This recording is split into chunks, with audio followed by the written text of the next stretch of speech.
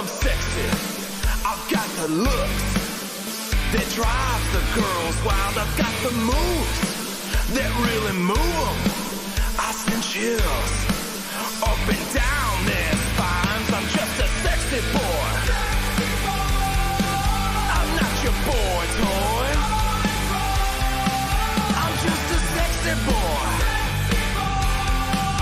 I'm not your boy toy. I make them hot. I make them shiver. Their knees get weak whenever I'm around. They see me walk, they hear me talk. I make them feel like they're on cloud nine. I'm just a sexy boy. Oh, I'm not your boy toy. I'm just a sexy boy. I'm not your boy toy. Ain't your heart out, girl? Hands off the merchandise.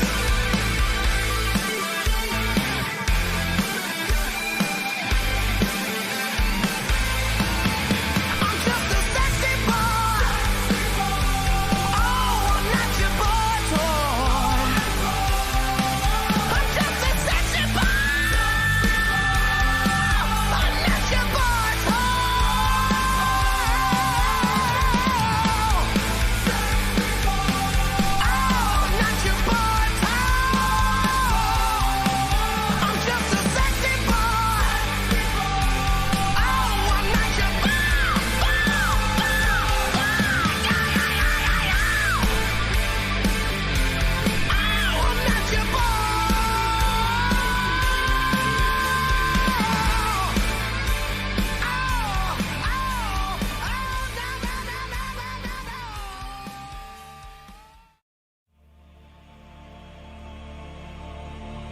I am a real American. Fight for the rights of every man. I am a real American. Fight for what's right. Fight for your life.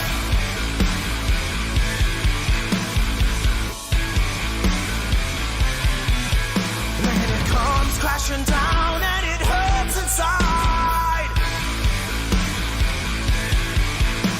you gotta take a stand, it don't hurt to hide. If you hurt my friends, then you hurt my pride. I gotta be a man, I can't let it slide. I am a real American. Fight for the rights of every man. I am a real American. Fight for what's right. Fight for your life.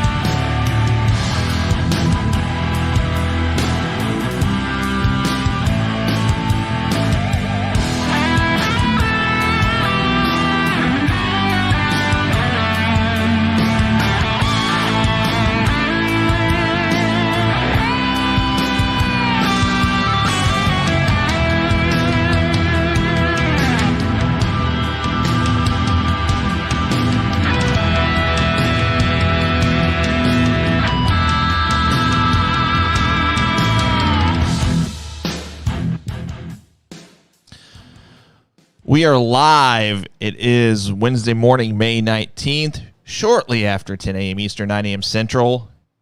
And it's time for the Going Broadway podcast once again. Alex and Cole with you this morning. Cole, what's happening?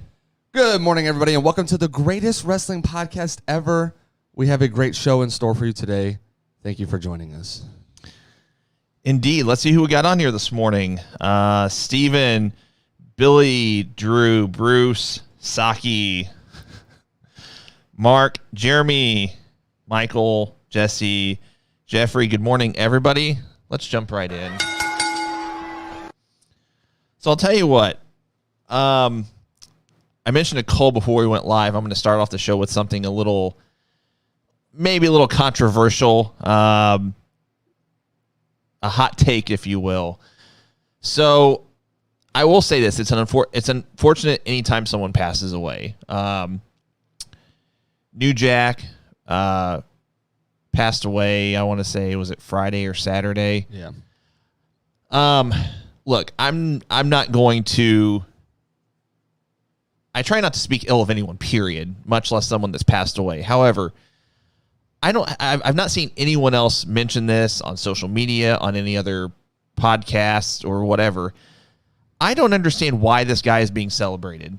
I really don't. And again, if you disagree with me and you don't want to listen to this, turn us off for 5 minutes. The fact of the matter is, and this is just one person's opinion, you can disagree if you want. Cole can disagree with me. This is just my hot take again. I don't understand why he's being revered and celebrated just because he passed away. Again, it's unfortunate that someone lost their life.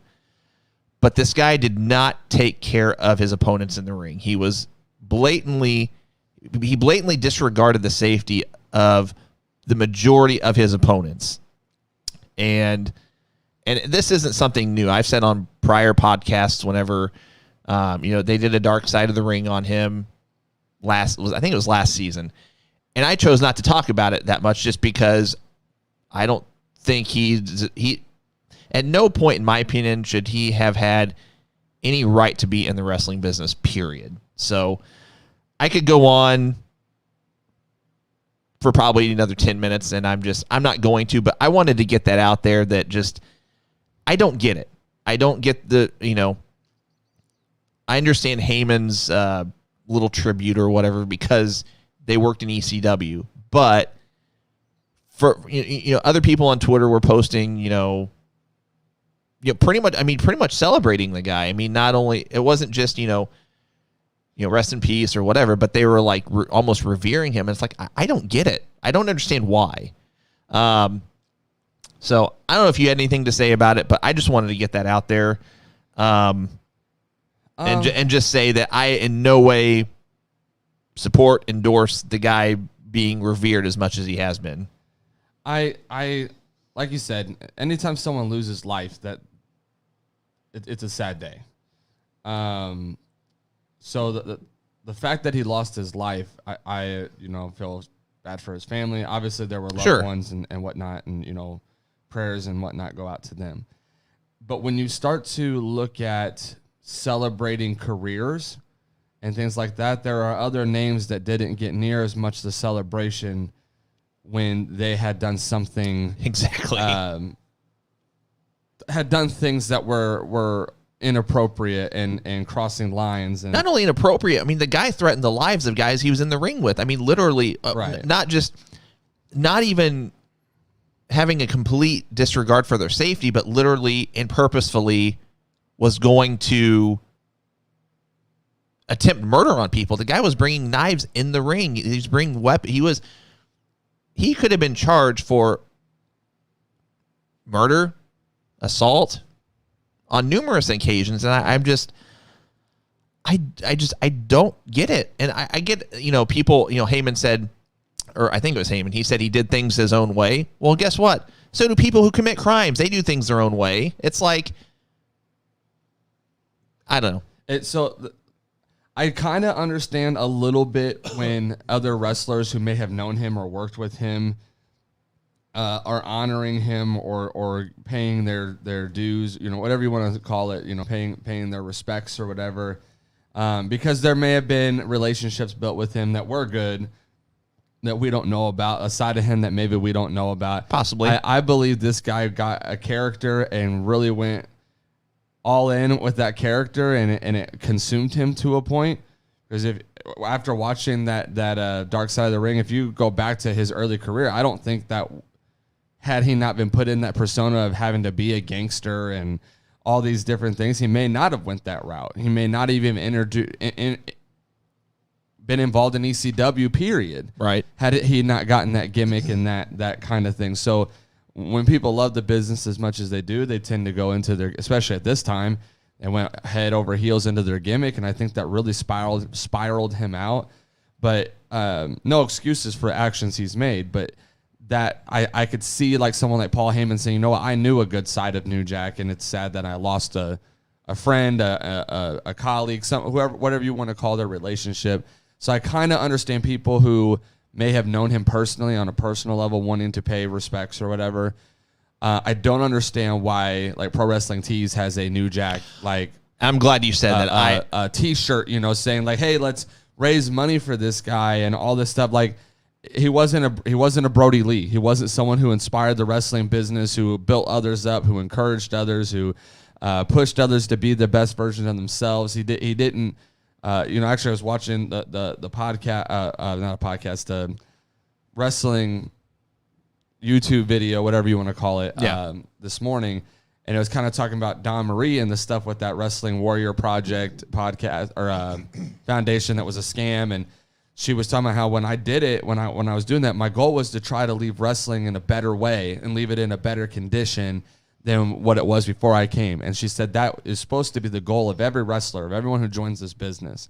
Leave the business better than you found it. Right. Yeah. And I don't think you could say that about New Jack in his career. I don't think, if anything, you would say the opposite. I think he set us back. I think he took the business in a wrong direction and made people feel defeated and all these things. So I definitely get where you're coming from. And it's hard to say that sentence without it almost sounding like you're glad he's dead. But that's not the goal here. The goal is saying, no, I'm sorry that he's, that life was lost. Exactly. But I don't understand. You wouldn't honor somebody that didn't deserve honor in your business. Right. If he was alive right now, we wouldn't be making a New Jack T-shirt saying thank you for all you've done for the business. If he was alive right now, his name wouldn't have been mentioned on WWE TV or any other promotion in that regard. So, and no one was shouting out his name for all he's done for them until his name, had been marked as deceased. So. Yeah, and I'm glad you brought up a couple things. So one, we're just talking about the career. We're not talking about his actual, anything that he, did in his personal life, which, I mean, he kind of talked about a little bit on Dark Side of the Ring, and did seem like his wrestling persona bled a little bit into his personal life, which that's not what we're discussing here. It was just in my opinion, very unfortunate that now I can understand from a, for lack of a better word, a revenue standpoint, opening up a pro wrestling tee shop because it's going to help the family, it's going to help with expenses and things like that. I get it, but Pro Wrestling Tees was like super touting it on their social media and sending out text messages saying, we got 3 awesome shirts available, and I'm just like, no. I mean, yes and no. It's a really fine. Where's the line of saying, okay, unfortunately this, he's passed away, but I feel like you can still remember somebody without the over exuberation. Maybe that's not the right word. Just the over celebration of somebody that didn't deserve it with what he did in the business or what he didn't do in the business, however you want to look at it. Right. And I don't know. I think I'm going to step off that soapbox. I mean, it's just, again, it's got nothing to do with him as a person. But just complete disregard for his opponents in the ring 9 times out of 10, especially those times where, he could have been in jail for assault and or attempted murder. So, Thomas says, I think back in NWA, New Jack was good, but in ECW, he was a thug that didn't care if he hurt somebody. I don't remember him in NWA. But you're kind of talking to my point, is that when he went into ECW, they gave him the gimmick of being a thug. I mean, that you're saying his gimmick out loud. I mean, his gimmick was to be that. And I think when you're in a business where at that point in time, you had to stay in character all the time. I mean, like, it wasn't like he could just clock off after that match and be like, you know what, I'm done. When he walked out the doors, when people saw him in public, he had to make himself a thug. He had to make himself this gangster persona.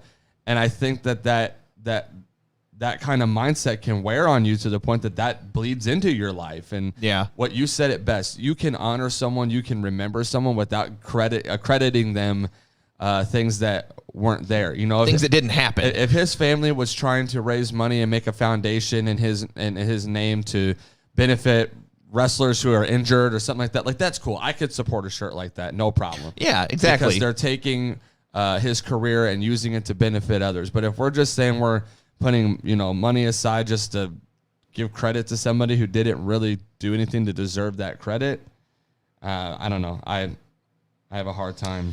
Yeah, see, in reference to Thomas's comment, I don't know if he meant Smoky Mountain, but basically, and Brian alludes to it, he says, even a Smoky Mountain persona had to stay in character and you become it, especially the older wrestlers. So to put it in context, in Smoky Mountain Wrestling, Smoky Mountain Wrestling was just, kind of like it sounds. So Jim Cornette started a promotion, very Southern feel to it. I want to say it was in Tennessee or Kentucky, one of the two. But that screams Southern wrestling, if you will. And, the persona was supposed to be of this gangster that, let's just say race was heavily involved. Oh, for sure. Now, whether that was a gimmick or something, how he really felt, that's not what we're getting at. That's not for me or Cole to judge, because we don't know. We weren't there. Cole and I were, this was 93, 94 at the time, so I would have been 9 years old. I don't know what he was like, but the point we're getting to is his overall career. When you look at it in its totality, what we're getting at is just seems like he's being way too celebrated, and that's it. That's really all we're going to say about it. So, Knoxville, that's right. I couldn't think it. For some reason, I knew it was Tennessee or Kentucky, but then I knew once I heard the city, it was. What else do we want to bring up? Might be jumping the gun a little bit, but we had some title changes over the last week. Several. Let's see. Miro won the TNT title, which we can talk a little bit more about in the show. We had Bronson Reed win the North American title last night. New women's tag team champions. New SmackDown tag team champions. Yeah. So we don't have to get into each specific one, but was there any of them that you didn't care for necessarily? I'll I should have said my opinion first because mine's short and sweet. I'm actually okay with all of them. None of them bother me. The thing is all of the title changes are all kind of, I don't want to say lesser titles, but none of them were like prominent, like there was a major storyline involved even. Like Miro won the belt on a one-off match. It wasn't even really a storyline. And I'm not against it. I think it was long overdue. But like that was a one-off storyline. The women's tag teams. Hold on. I'm gonna stop you. I'm gonna go back to the TNT title real quick.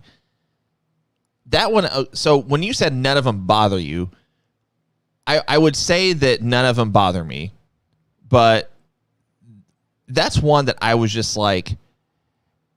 At first, I was kind of like that reaction, but the longer I've had a chance to think on it and let it kind of marinate, if you will, to coin a JR term, I'm actually very much okay with it because I feel like it gives this Miro character an edge that we've been wanting for so long because he was pretty dominant in that match. Oh, for sure. Because my thought was, okay, well, they're going to put it on Ethan Page or they're going to put it on Scorpio Sky because they've had this feud with Sting and Darby for the longest time. And then when the title change happened, I'm just like, that kind of came out of nowhere. So, but it all makes sense because for sure, because now the feud is going to be Darby Allin and Sting versus Ethan Page and Scorpio Sky with no belt involved. Which is great. And now you free Miro up with the belt to have some really great feuds. And they're going to set up him and Lance Archer for sure. I don't see why you wouldn't. So there's a lot with that. But when you go down each one, like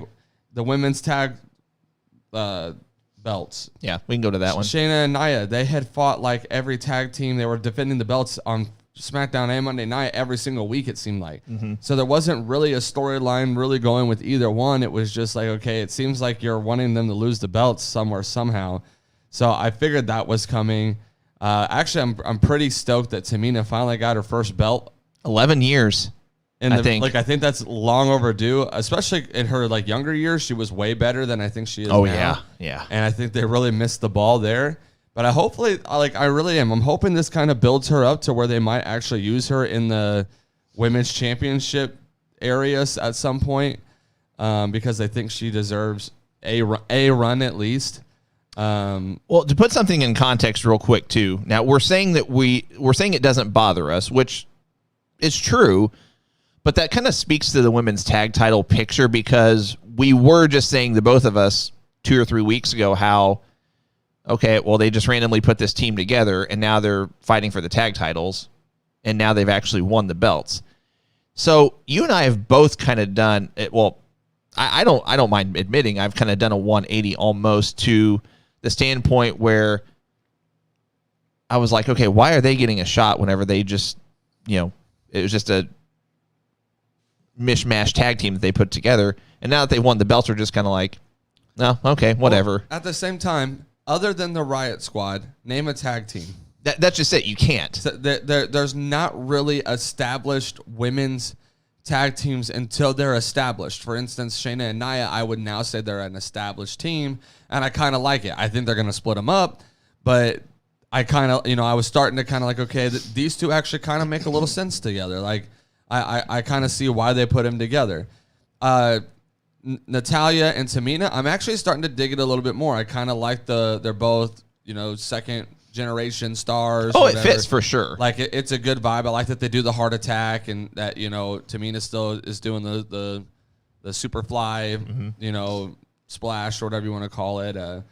Their team makes more sense than Nia and Shayna. Than most of the teams. Yeah. Because then you got like Naomi and Lana, which they kind of have that dancing thing, whatever. But like they have a few teams going around that make sense, but there's not really, other than the Riot Squad, which is still an atrocity that they've not been women's tag champions. There's no other like established teams. At least not on Raw or SmackDown. You can make the case for the Dakota Kai and Raquel, but they're Shotzi and Ember. But it seems like they might be not to get off topic. It seems like they might be going the route of splitting up Dakota and Raquel. Yep. So and that's what I'm saying is that when you have these teams, it's so easy to split them up, and it's so easy to put them together. So I'm okay with that one. The Mysterios, I called it. I did too. I don't see. Again, don't get me wrong. I love Dolph Ziggler. I think the way they've used that man is an atrocity. I think he should have been one of the top guys in the business for years to come. Bobby Roode, I'm not against him. I like him. I don't know if I could say he'd be a top guy right now in the business, but there's no reason why he shouldn't be mid card and operating. He should be in the operating well in the mid card at least. Yeah, he should be in the IC title picture in my I'd opinion. be okay with him if he was main card and they actually took him serious, but I think Dolph Ziggler and him are on way two different levels. I would be okay with, and I know we're kind of jumping around here. I'd be okay with, I'd be okay with two things. If you throw Ziggler, actually, I'd be okay with multiple things. But if Ziggler if they decided to make him a face and kind of have him be a victim of Roman Reigns, but kind of push him in that direction, that's something they could do. They could throw him in the mid-card title picture. They could throw Bobby Roode in the mid-card title picture. But here's what I'm getting at. I'd be okay if they put Bobby Roode in NXT. I'm not, and I'm notice how I'm not saying put him back in NXT because that's not backwards. It's not backwards. It's not. At this point, if anything, it might propel him. So, what other one are we not mentioning? With Mysterio's winning, I thought it made sense. You know, I knew they wanted to make a history-making moment. If there was going to be a tag title change, Dolph and Rude really haven't gotten over as a tag team, even though we like them. Their gimmick's not very good. So I knew that was coming. I don't really care if they're champions, like tag champions or not. The tag belts change so often that it's kind of like they'll be it for a month and a half, 2 months maybe, and then we'll see Chad Gable and Otis or the Usos or someone along those lines are going to come along and grab the belts in the next month and a half anyway. So that makes sense. Bronson Reed and Johnny Gargano, I think that one kind of shocked me a little bit. Not to say that Bronson Reed doesn't deserve it.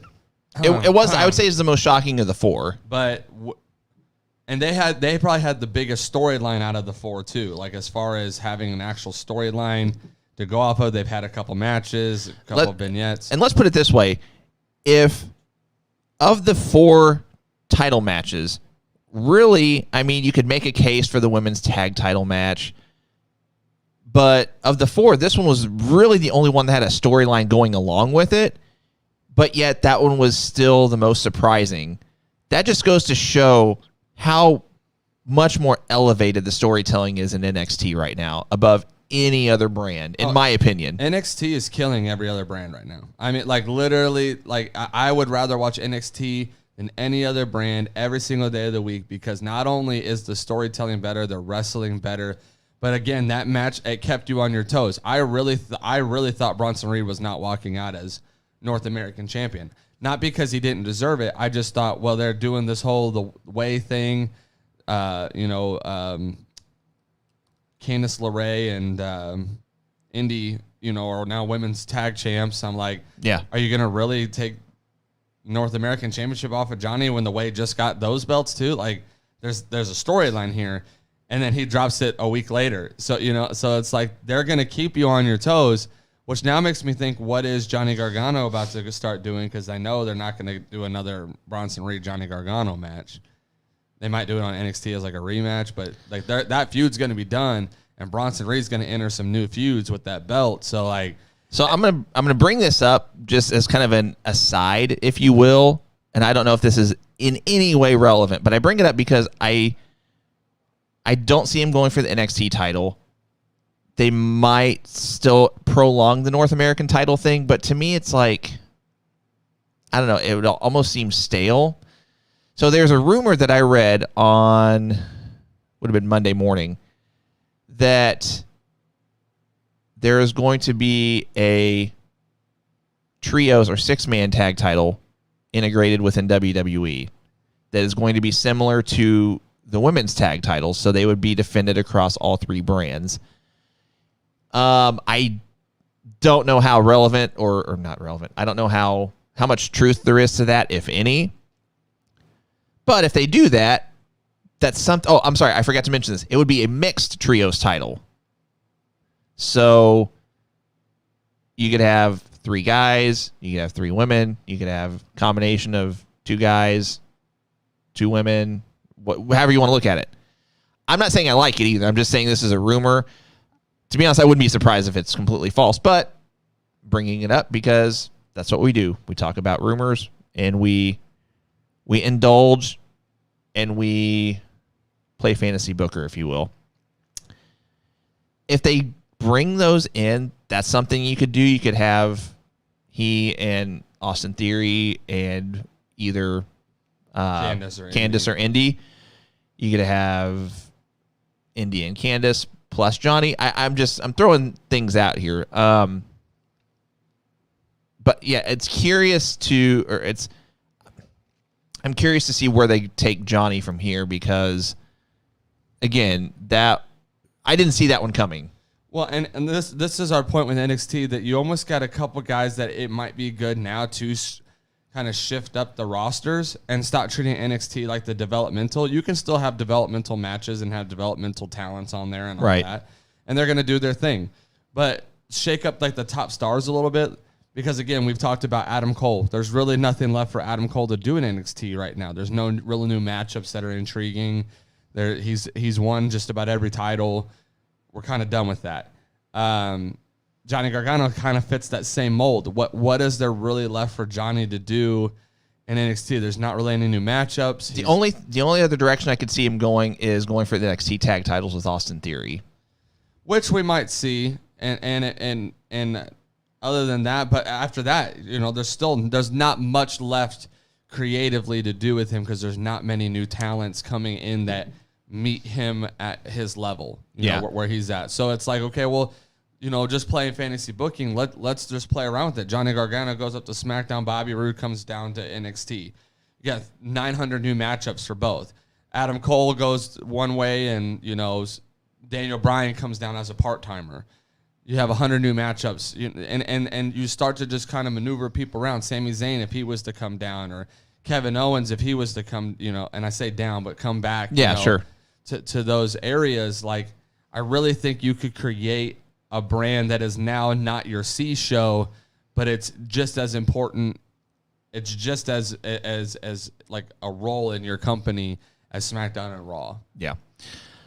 And to answer David's question, are they going to have men fight women? I don't know. I don't know the semantics. It sounds really uncharacteristic of WWE. Oh, for sure. But I have noticed prior to reading this rumor that there's been a lot of talk across social media and the wrestling dirt sheet websites about, people giving interviews on, I'd be in favor of mixed wrestling. And I don't know if that was just coincidence or if maybe it was like kind of planting the seeds, because if you've noticed over the last few years, seeds will be planted through dirt sheets and through social media that apply to storylines that we see on TV. So we'll see. I don't know. But Mark says Street Profits and Belair would be good for those belts. Agreed. I mean, there's a lot of different ways they could go about it. It's just you'd have mixed wrestling, which is looking at the Usos and Naomi, maybe. Yeah. I mean, if they or Tamina, you could technically. There's routes you could go. So I mean, look, it's not uncommon to see mixed wrestling interaction. Recently, I mean, we've seen Randy Orton give an RKO to Nia at the Rumble a couple years ago. So who knows? I don't know. I'm just the messenger here. I'm not the one that's digging up dirt and reporting it. I'm just telling you guys what I've read. I'll tell you what. It's 9:30 our time. Let's recap Backlash. And I agree with Thomas. I mean, WWE does already have too many belts, but they're gonna put them out there. Yeah. So I'll be 100% honest. I've not watched all of Backlash, but what I did watch for the most part was actually pretty decent. I was surprised. So as we go through this, I'll just kind of give my 2 cents on A, if I've watched the match or not, and B, if I did watch it, what I thought of it. So the pre-show saw Sheamus going over Ricochet. Now, was this I did not watch this. Was this like an open U.S. title challenge, or was this just a... It was, kind of. He just kind of came out and started berating, the locker room and stuff, and, Ricochet came out, and there's like a whole thing with Ricochet stealing Sheamus's like coat and hat and kind of using his Irish accent and kind of making jokes and stuff at him. They kind of played off of it on Raw again, which I'm just glad they're using Ricochet. Use him somewhere. This guy does not need to be in catering. Hey, look, he's on a pay-per-view now. He's going from headlining main event week after week after week to now he's on pre-show, but it's still a pay-per-view. So, again, I didn't watch this match, but Sheamus gets the win at a little over 7 minutes. What do you think of the match? They let Ricochet look like he had a shot, and they did it again on Raw too. Like they didn't at least make Sheamus so dominant that it buried Ricochet, and I liked that because I don't think Sheamus needs to lose the belt by any means yet. I do think they're saving it for when Keith Lee is 100% so they can kind of revisit that storyline. But I didn't. I like Bruce's comment. I've never heard that before. That's actually really clever. That's hilarious. You need a shirt, Ricochet. Ricochet. Rick O'Shea. That's amazing. What was it? Was it the Little Giants movie? Was that the O'Shea brothers? I don't know. I'm getting off the O'Shea brothers. I'm getting off topic, but anyway, it was good. It was good for what it was. It didn't undersell Ricochet, but it still did its job for Sheamus. I can't not hear Rick O'Shea now every time we say Ricochet. Ricochet. So the opening match for the the actual card, Rhea Ripley gets the win, retains over Asuka and Charlotte Flair. The match that went a little over 15 minutes for the Raw Women's title. I didn't watch this one either. Any good? It was pretty good. I liked it. I knew who was going to win, so it was kind of like I hate predictable matches. And I didn't think it was too predictable, but I'll explain why here in a second. But go ahead. This pay-per-view, the only negative comment I can really give it as an overall is that it was predictable. And I think it's because they play it safe right after WrestleMania. You just had a lot of things happen. I didn't expect a whole lot to change. And Rhea was that match definitely was one of them because I didn't see why you would have the title change at Mania if you knew Charlotte would be back a pay-per-view later and you wanted to put the belts on her. So I didn't see Asuka winning the belt back. That has been stale for a while, and they need to get away from her from champion for a while. Charlotte, it didn't make, again, if you knew she was coming back a month later, it didn't really make sense for her to win it and then lose it a month later.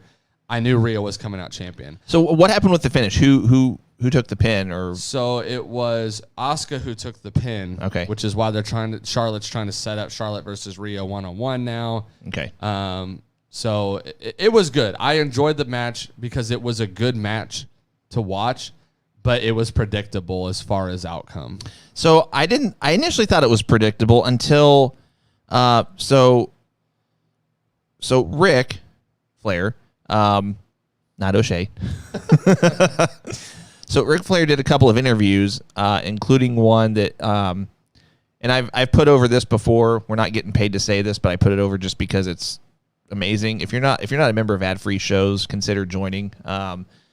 But Flair did this pop-up interview, is what they called it, with Conrad, and he was saying about touting that Charlotte's going to win her 14th or however many championships it would have been for her, and he's actually saying that he's actually driving there or flying there, whatever, and he was going to be there in person to watch it happen. And then he did a couple other interviews leading up to it as well that I saw on social media. I didn't listen to them, but basically just really making you think, okay, could Charlotte actually win this? Because I thought the same thing. If they're going to have Charlotte win it, they would have had her in the match at Mania and done it there. So, now she wasn't medically cleared for real for Mania. So that's what I'm saying. If that was another reason. If they knew like a week or two later she'd be good though, and they wanted her to be the one that had the belt right now, it would have just made sense to have Asuka go over Rhea in a really good match and then have Charlotte beat Asuka at WrestleMania Backlash, or do this triple threat match and have Charlotte win it there. But I just knew going in, you're not going to have Rhea, who's one of your top over women right now in the business, lose a month after she just won the belt. It just didn't make sense. Sorry, Eugene, I'm going to call you out. I really hope you're joking. Just throwing that out there. I assume you didn't catch the beginning part of the show, but I digress. Okay, the WWE SmackDown Tag Team title match. It went about 17 minutes. Ray and Dominic win the belts. We mentioned this already, defeating Ziggler and Rude. I did watch this match. It met my expectations, but then again, my expectations weren't too high. It was average. And so the thing I didn't like about this was the way they set it up. I didn't like the whole Dominic got attacked before the match by Rude and Ziggler. Like, it just sells it even more than I knew the outcome of the match. I knew what was going to happen, because as soon as you have someone become the underdog in the match, that's who everyone's rooting for. You know it's going to happen. Like it's happening. So right when and out of the two, Dominic getting attacked, it didn't make a whole lot of sense to me. And so, I would have, if it was me and I wanted to run that angle, I would have had Ray get attacked and had Dominic have to face them 2-on-1 for a while. That would have made more sense, but it's WWE. Put Dominic over, like if Dominic's already struggling to get over, have him go 2-on-1 against two really good wrestlers. So that didn't make a whole lot of sense to me. And then the way the match kind of played out, I was like, yep, this is going to be a Mysterio win. Like, I just knew it. So again, predictable, decent match. It was average at best, I think, for everyone involved.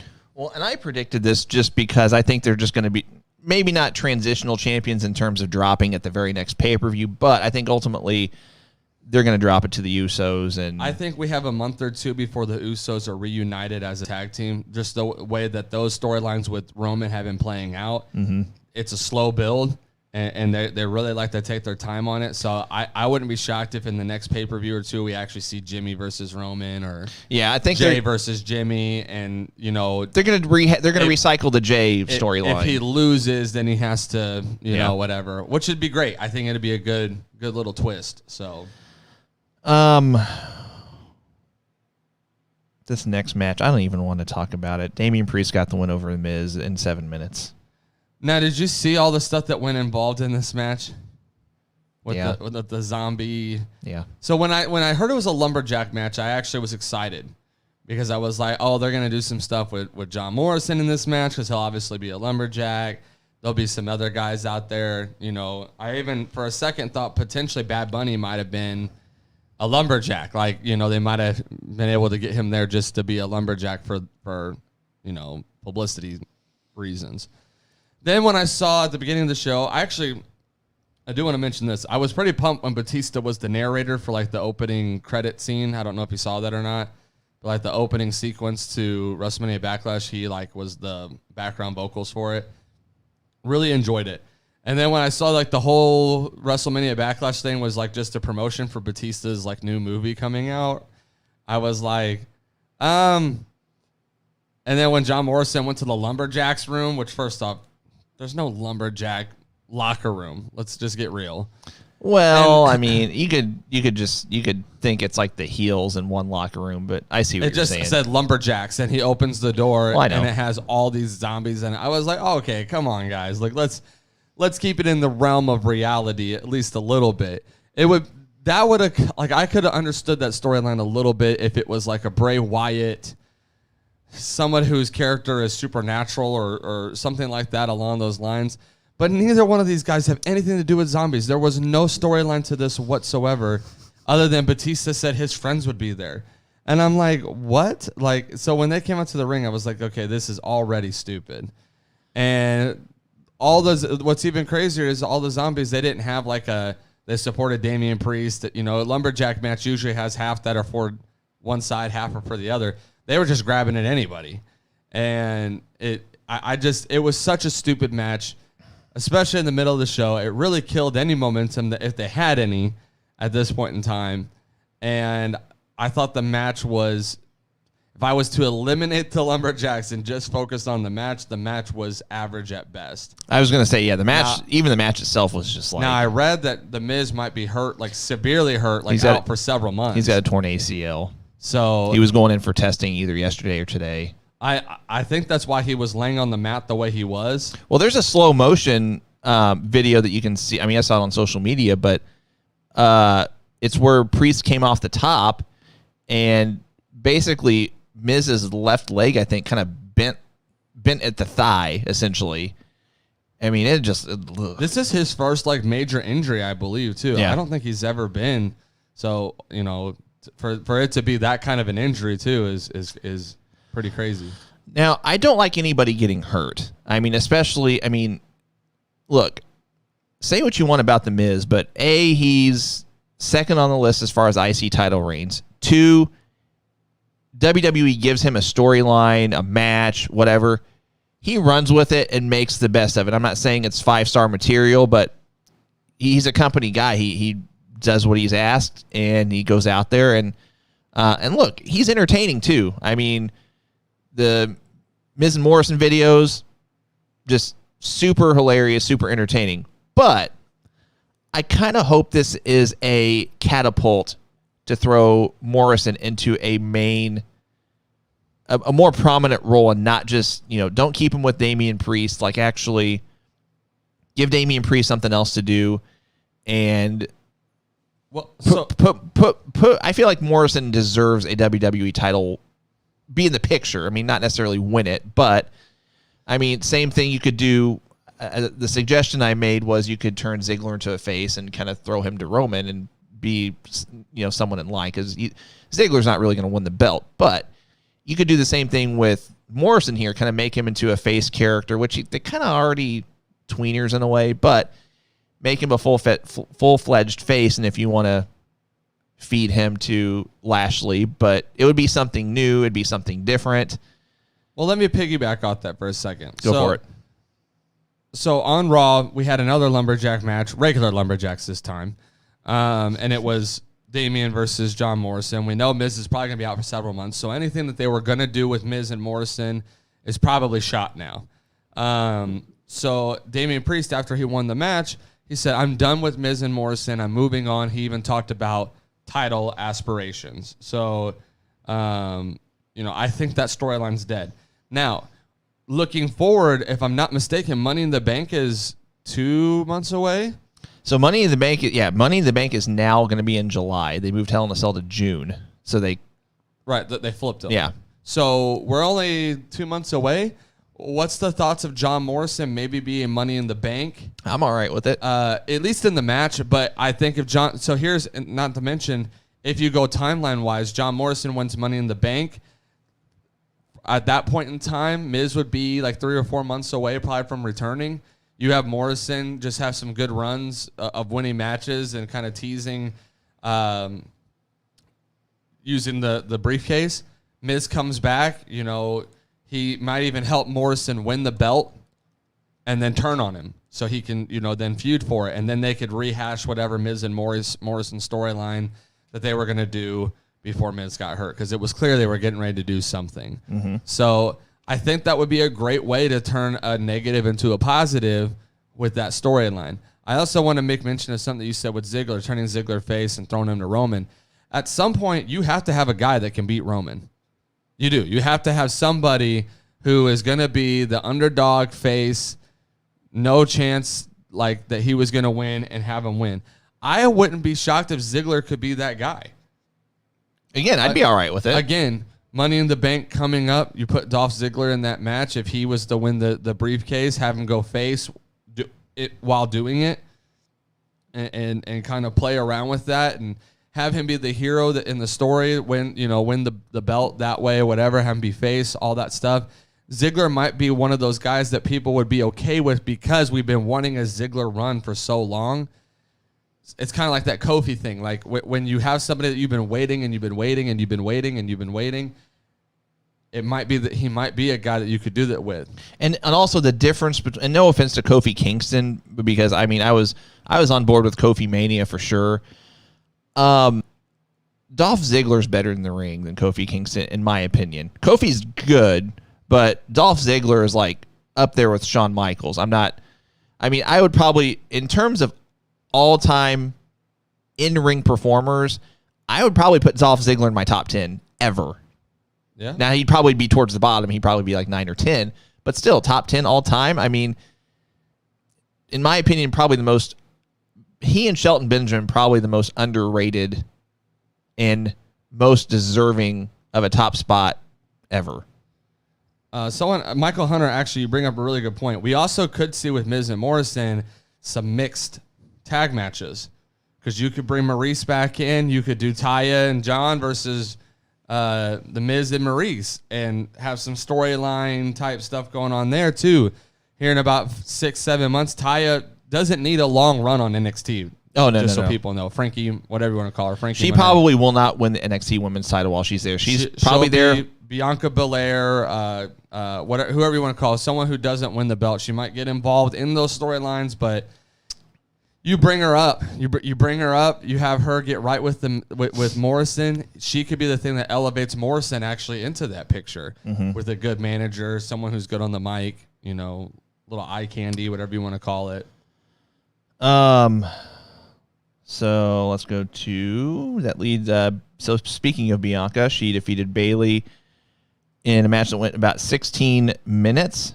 I was really impressed with this match. This match, but I expected it. Again, I almost thought that this could have been match of the night before it happened. When I'm watching the card, I'm kind of like, this match has potential to be match of the night because of who's involved. I'm more inclined to think that. So with the match that Bianca and Sasha had at Mania, that one I had high expectations just because, in my opinion, Sasha is better in the ring than Bayley is. Bayley can hold her own in terms of, move execution. You're not botching. Storytelling. You come up with innovative stuff. So, yeah, I was impressed with it. So to be clear, it was not match of the night, but I thought I'd put it as my second. It was definitely, at least what I saw. It was definitely in the top 2 or 3 matches of the night. I'd put it second in my opinion. But then again, based on what I watched. So I don't know where you'd put. So basically from the SmackDown tag match on is what I was able to catch, or at least catch most of. Lashley retained over Strowman and Drew in a match that went about 14 minutes. I actually enjoyed this match. I was okay with it, but I was just kind of like, I think it was because you mentioned earlier, just alluding to the overall pay-per-view being too predictable. I thought this match was too predictable. You could almost, you had a sense that, they're not going to, I was going to say you're not going to have Drew take the pinfall, but then again, he lost clean to Lashley at WrestleMania. So that was not predictable. However, I just had a gut feeling that you're not going to have Drew take a pinfall or submission 2 pay-per-views in a row. So you almost knew that Strowman in some way was going to take the loss, whether submission or pinfall. You knew Lashley was going to retain, so I was just I think I was just a little.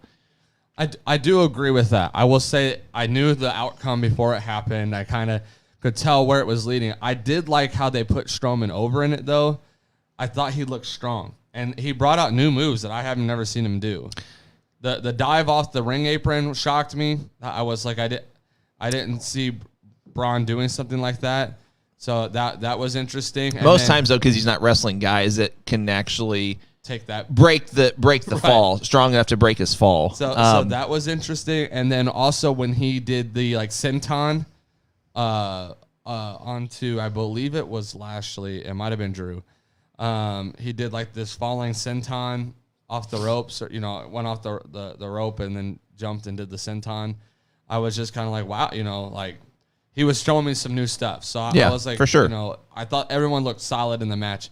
And even though I knew the outcome, the way that they fought the match, you could have believed that Strowman might have won or Drew might have won at certain points.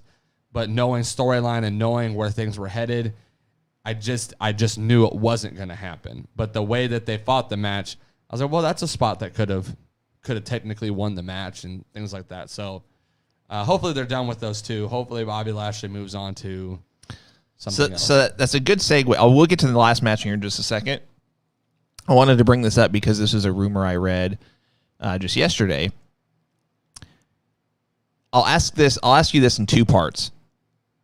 And I'll have you answer A first. A, do you think Bobby Lashley keeps the title up until SummerSlam? That's June, July. That's 3 months. Yes. Okay. B, do you think we get the rumored match that I saw of Lashley and Lesnar at SummerSlam? We'll have live fans. We'll have a live crowd. The rumor is they're actually wanting to do it in a WrestleMania-esque setting, so not just your 15, 20,000 fans, but maybe pack 40, 50 in kind of deal. I don't want to say no because I could see it. I don't. If you're WWE, you want to capitalize on Bobby Lashley being champion for this match to happen. I don't know where Brock Lesnar is on things. I don't know if Brock is ready to come back and do, even though he would be part-time. We know how that goes. If he's ready to come back and be champion for 7-8 months, because that's how it's going to go. Now to Chris says no. I don't know if that no just because you don't think it's going to happen or no you don't want him back. I'm not necessarily saying I want Lesnar back. I almost could believe it would be John Cena more than it would be Brock Lesnar, because John Cena has come out in several interviews now saying that he wants to make his way back to WWE. So like if I'm gonna say somebody like that was gonna be of star power for SummerSlam, the rumors more lean towards like a John Cena, maybe Edge. I'm tired of seeing Edge in the title picture. You know what I mean? Like, no offense. I'm just saying, like, if you're wanting that kind of marquee match for it, I don't know if Brock Lesnar is the main name that sticks out to me, but I'm not saying I couldn't see it. I do think that Lashley loses it at SummerSlam. I agree. But I don't know who that opponent would be. As of right now, it looks like they're struggling to find someone for him outside of Drew McIntyre and Braun Strowman, because we talk about this all the time. They're not really building up other stars to step into those roles. They usually have like 3 or 4 guys kind of ready. Chris has some fighting words. Oh, I mean, that's fine. No, just you can feel that way if you want to. He's still the best wrestler of all time. Hey, I haven't played this in a while. And his name is John Cena. He's still the best. All right. Oh man, that's just how it is. Doesn't get old. You can have your opinion. He doesn't do anything for you. That's fine. He's still the best. Anyways, yeah, they're kind of rumoring Kofi Mania too, like having Kofi challenge Brock. Will they be good matches? Yes, but I don't see Kofi winning. And again, I don't like name 3 other guys who aren't in current storylines or ready. I would entertain Keith Lee. I would entertain a Keith Lee, Bobby Lashley storyline. I would entertain a bunch of guys. I mean, if you let's see, if we're talking, they're not in current storylines.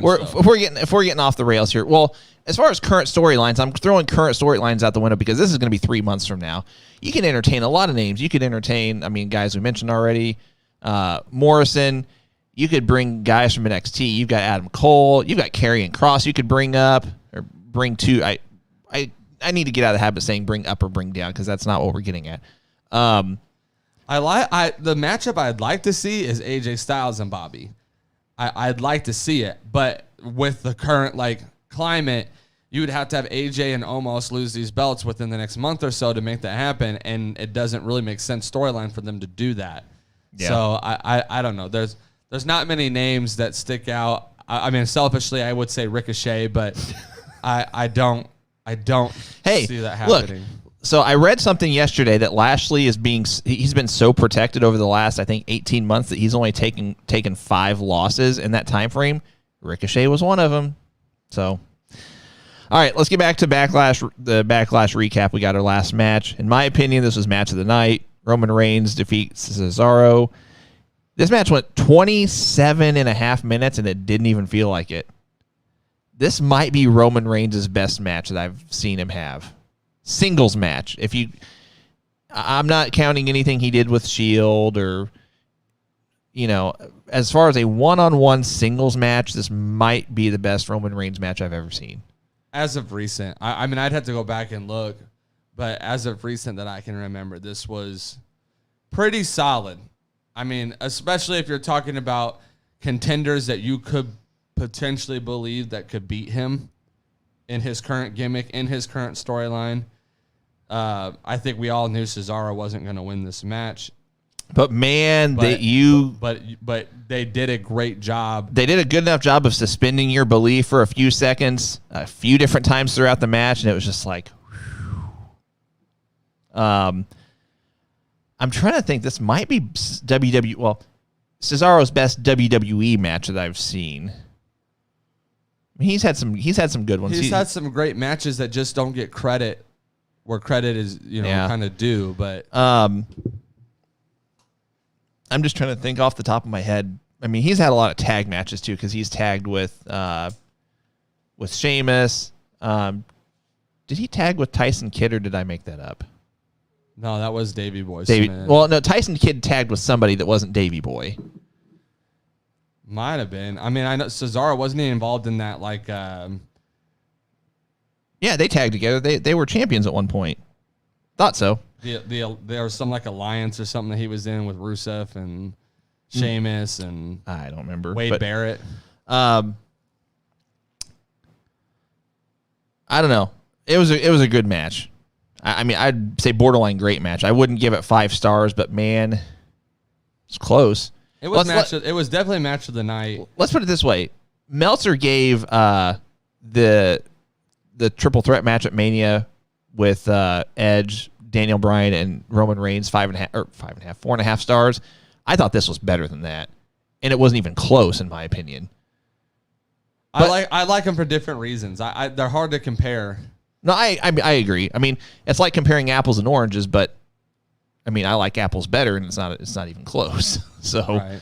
I mean, it's a matter of taste, and I like triple threat matches too. I like the fatal 4-way matches, but I just thought this one was better. So, so that all taken into consideration, the recap of not just this pay-per-view, but kind of all the title changes and everything for this past week.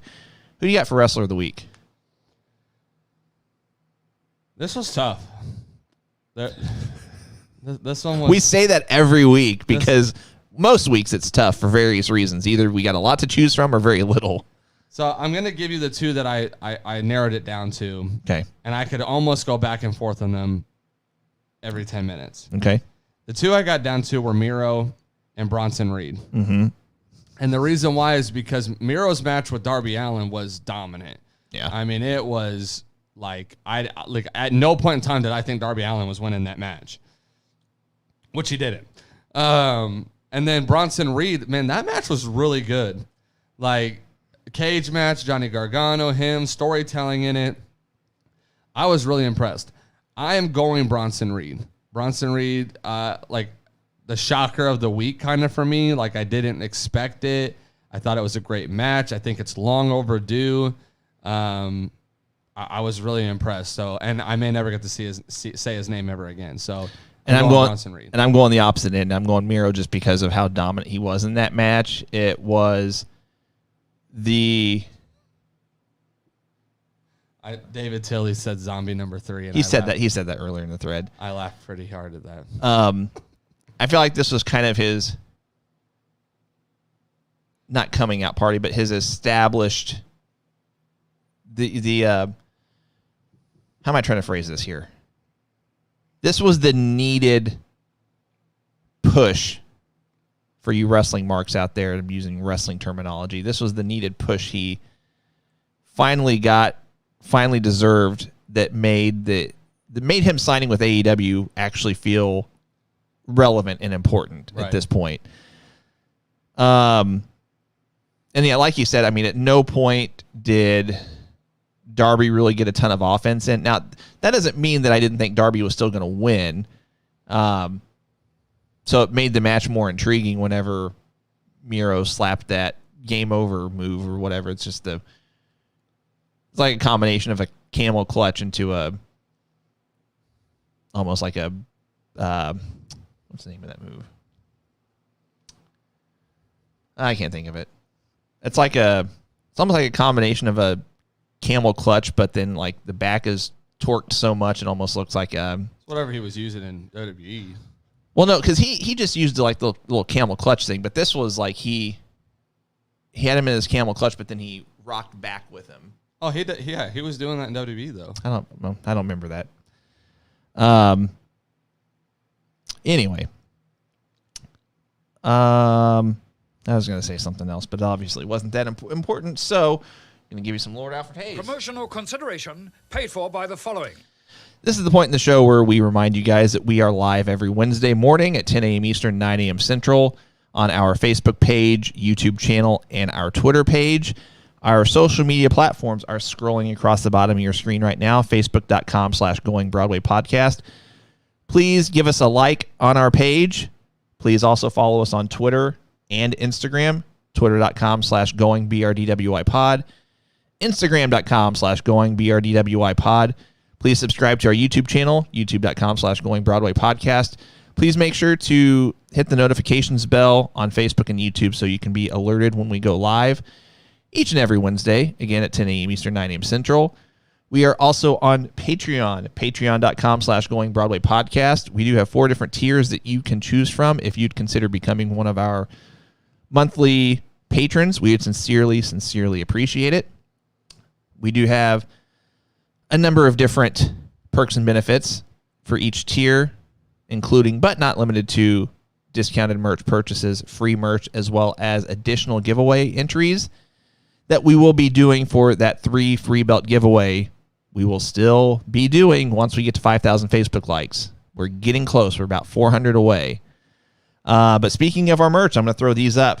We debuted these a few weeks ago. These are our Great American Bash tribute shirts.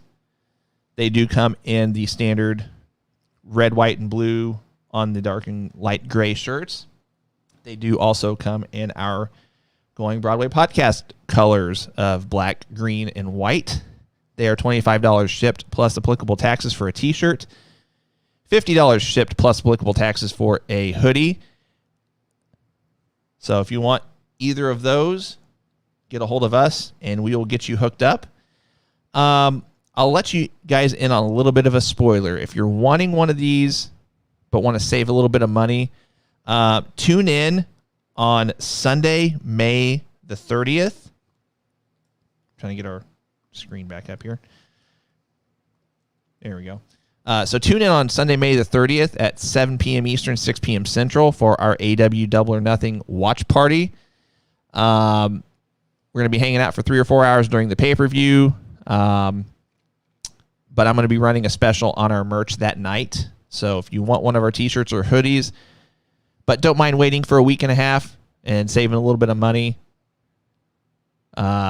wink, wink. We'll get you more info on that date. But again, Sunday, May the 30th, 7 p.m. Eastern, 6 p.m. Central, we will be live for our AEW Double or Nothing watch party. And I've said this before, you will have an opportunity to win an AEW licensed replica World Championship belt. They have not been released yet, but the rumor is that they will be released by the end of summer. I have no idea what the price point is going to be on it, but we will have one person that will be a lucky winner. And I have mentioned the prior 2 weeks. I've given you guys a code, and I'm giving you codes each and every week up until the podcast. I'm sorry, the watch party itself. So essentially, if you're just tuning in, if this is the first time you are hearing this, I'm giving everybody the opportunity to earn up to 5 entries for that randomizer drawing for the AEW belt. You get 1 entry for each 4 weeks that you tune in on our normal podcast, during our normal podcast, I'm sorry. So I've given 2 codes the prior 2 weeks. I'm going to be giving one today later in the show.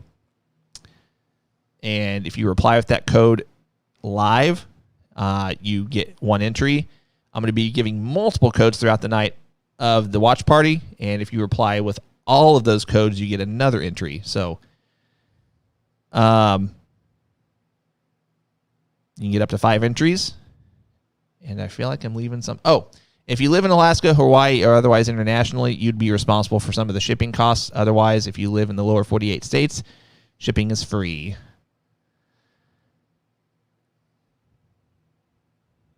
You're kind of quiet over there. Nailed it. Nailed it? Did I? Okay. All right. What a miscarriage of justice! I was so excited to play that soundbite. I wish it was longer. I'll play it one more time. What a miscarriage of justice! Gotta love Gorilla Monsoon. Okay.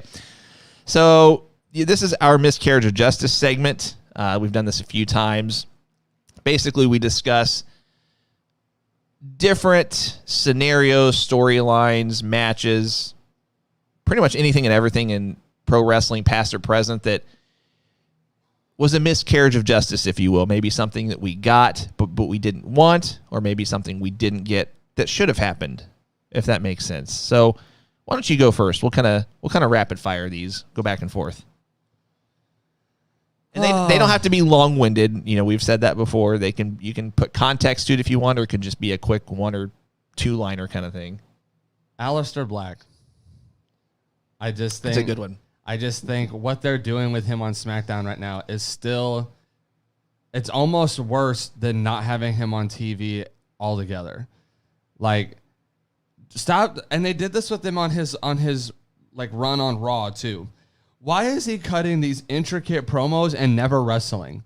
Like ever. Like they did this like on Raw. You put him on Raw, you have him cut these come knock on my door. Like stupid promos. He has great matches after those promos, but they never amount to anything.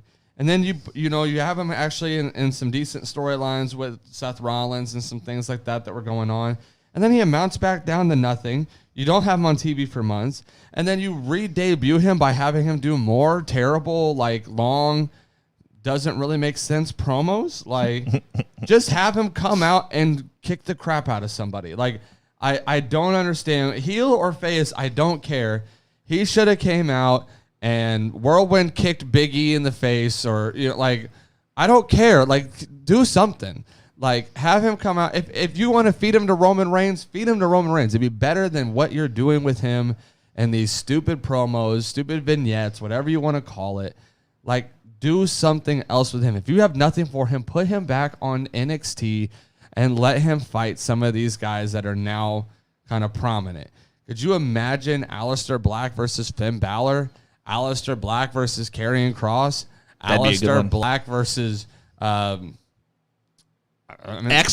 versus ex-opponent. Like there's so many Swerve Scott. Like I could keep going and going and going with the names that are on NXT right now that would have entertaining storylines that don't need a belt, all this stuff. Aleister Black versus Kevin Owens. Like, give me something. But stop doing this stuff with him where he's just doing vignettes and there's nothing coming from it and there's really no storyline to build from it. I've got a storyline for you. What if this whole... Well, I'll try to set this up as best as I can. So he keeps saying, like, what's his knock on the door, come knock on the door? It was pick a fight with me. It was technically, I'm wanting someone to come pick a fight with me or something like that. No, he said something at some point. He kept saying, come knock on my door. Or, okay. Or, something along those lines. Okay, I was going to say, I remember something where he said, come knock on my door. What if this is a setup of like a... Well, it could be accidental. It could be intentional. However, whatever. It doesn't really matter. That would be for wrestling marks to decide, I guess. But what if the whole let me in is kind of a long-term storytelling to tie along with this? So come knock on my door, and the Fiend is, well, I'm knocking, so let me in. What if you could set up a Fiend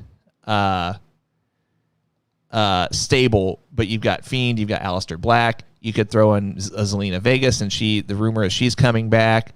Zelina Vega could be this real Sister Abigail kind of thing. Just a thought. So the only problem with that storyline would be the come knock on my door thing was the gimmick he was doing on Raw. So they would have to kind of go back to it at some point for that to happen. I actually would be more entertained by a Aleister Black and Fiend feud than I would be a stable. Even though it makes sense as a stable, the supernatural stuff you could do between the two. Zelina Vega likes that anime kind of stuff as well, so you could transition her into something of Aleister Black's manager where she's a darker character. But there's a lot of stuff they could do with those two. That storyline could probably go 6 months and be entertaining. Mm-hmm.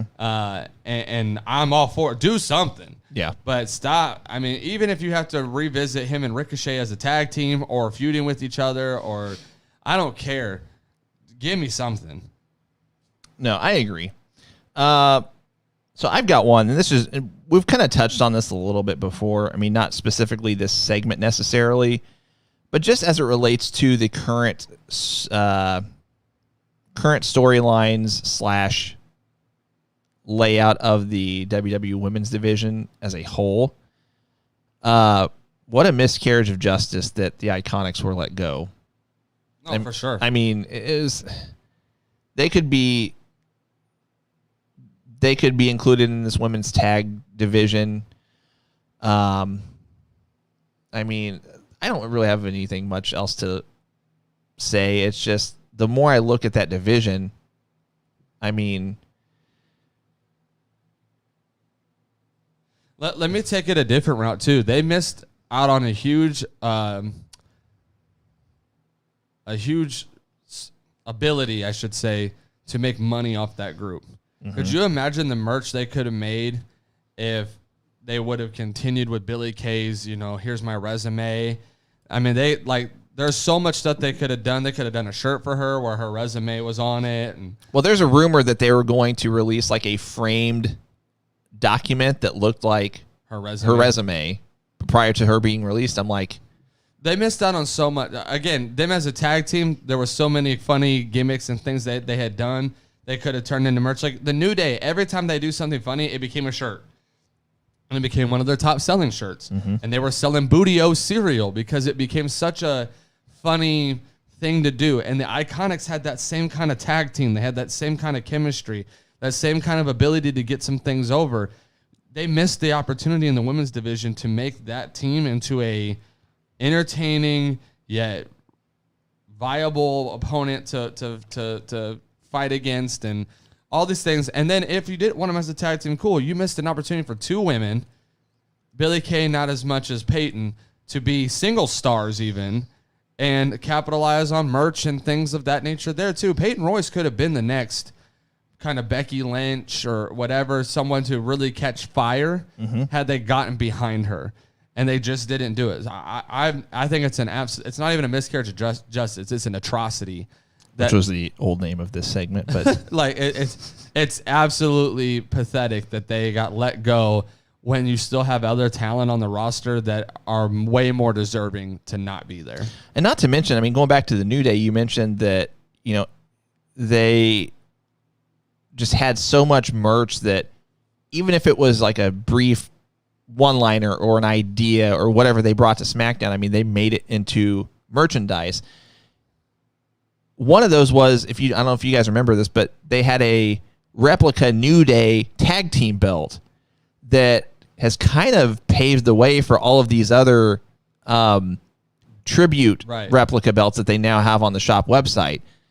I mean, that in it of itself is like one idea is amplified or magnified, if that makes sense. So it's like, I feel like the Iconics had the chance to do that, where I'm not saying a replica belt or anything like that, but just the idea of like unique merch that you could also utilize for other talent, like the idea, if that makes sense. Well, and like let's just compare them real quick. Like for instance, Xavier Woods is not that good of a wrestler. He's decent, not great, but he gets himself over with his gimmick, with the ability to be funny and entertaining. Billie Kay reminds me a lot of that. Oh, yeah. She's not the greatest wrestler. I think she knows that. But she had the ability to get over, to be funny, to get fans behind her. And all, like, you had that sitting in your hands. And I hope someone capitalizes on that, because she has that ability to get fans to hate her or love her in the matter of a snap. And that's a unique talent to have, because most people can't do that.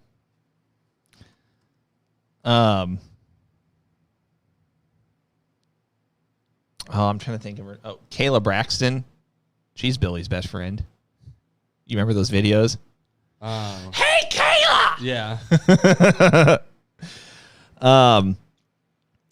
But no, I'm just like, one of my favorite moments of I guess that would have technically 2021, but one of my favorite moments of hers is the Royal Rumble. Oh, yeah. Like, literally, like 7 people in a row, when she just started marching down to them all confident and stuff, like, her facial expressions made me laugh, because she was, like, she owned her gimmick, and her gimmick was terrible. Like, if we're really going to put her gimmick on the table and take her name off of it and just say that's the gimmick, we'd all be like, that's a stupid gimmick.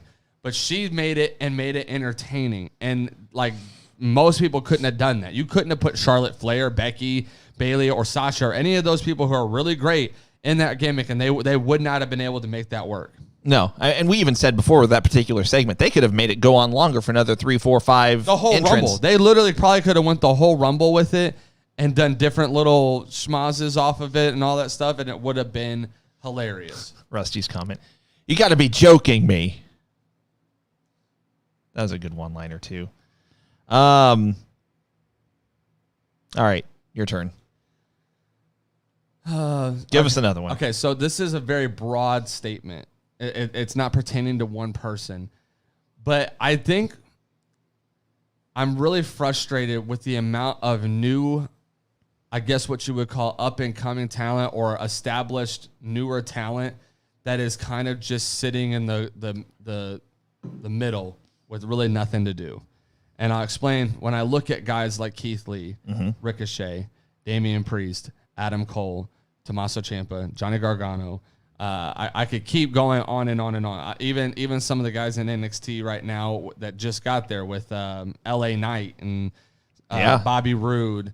Some of these guys, Samoa Joe, who was recently let go, Kevin Owens, like all these guys who have proven time and time again that they are top tier talents, that they can really take WWE into that next phase that I don't even like referring to the pandemic era because it wasn't a planned era. It wasn't something that they were trying to go for.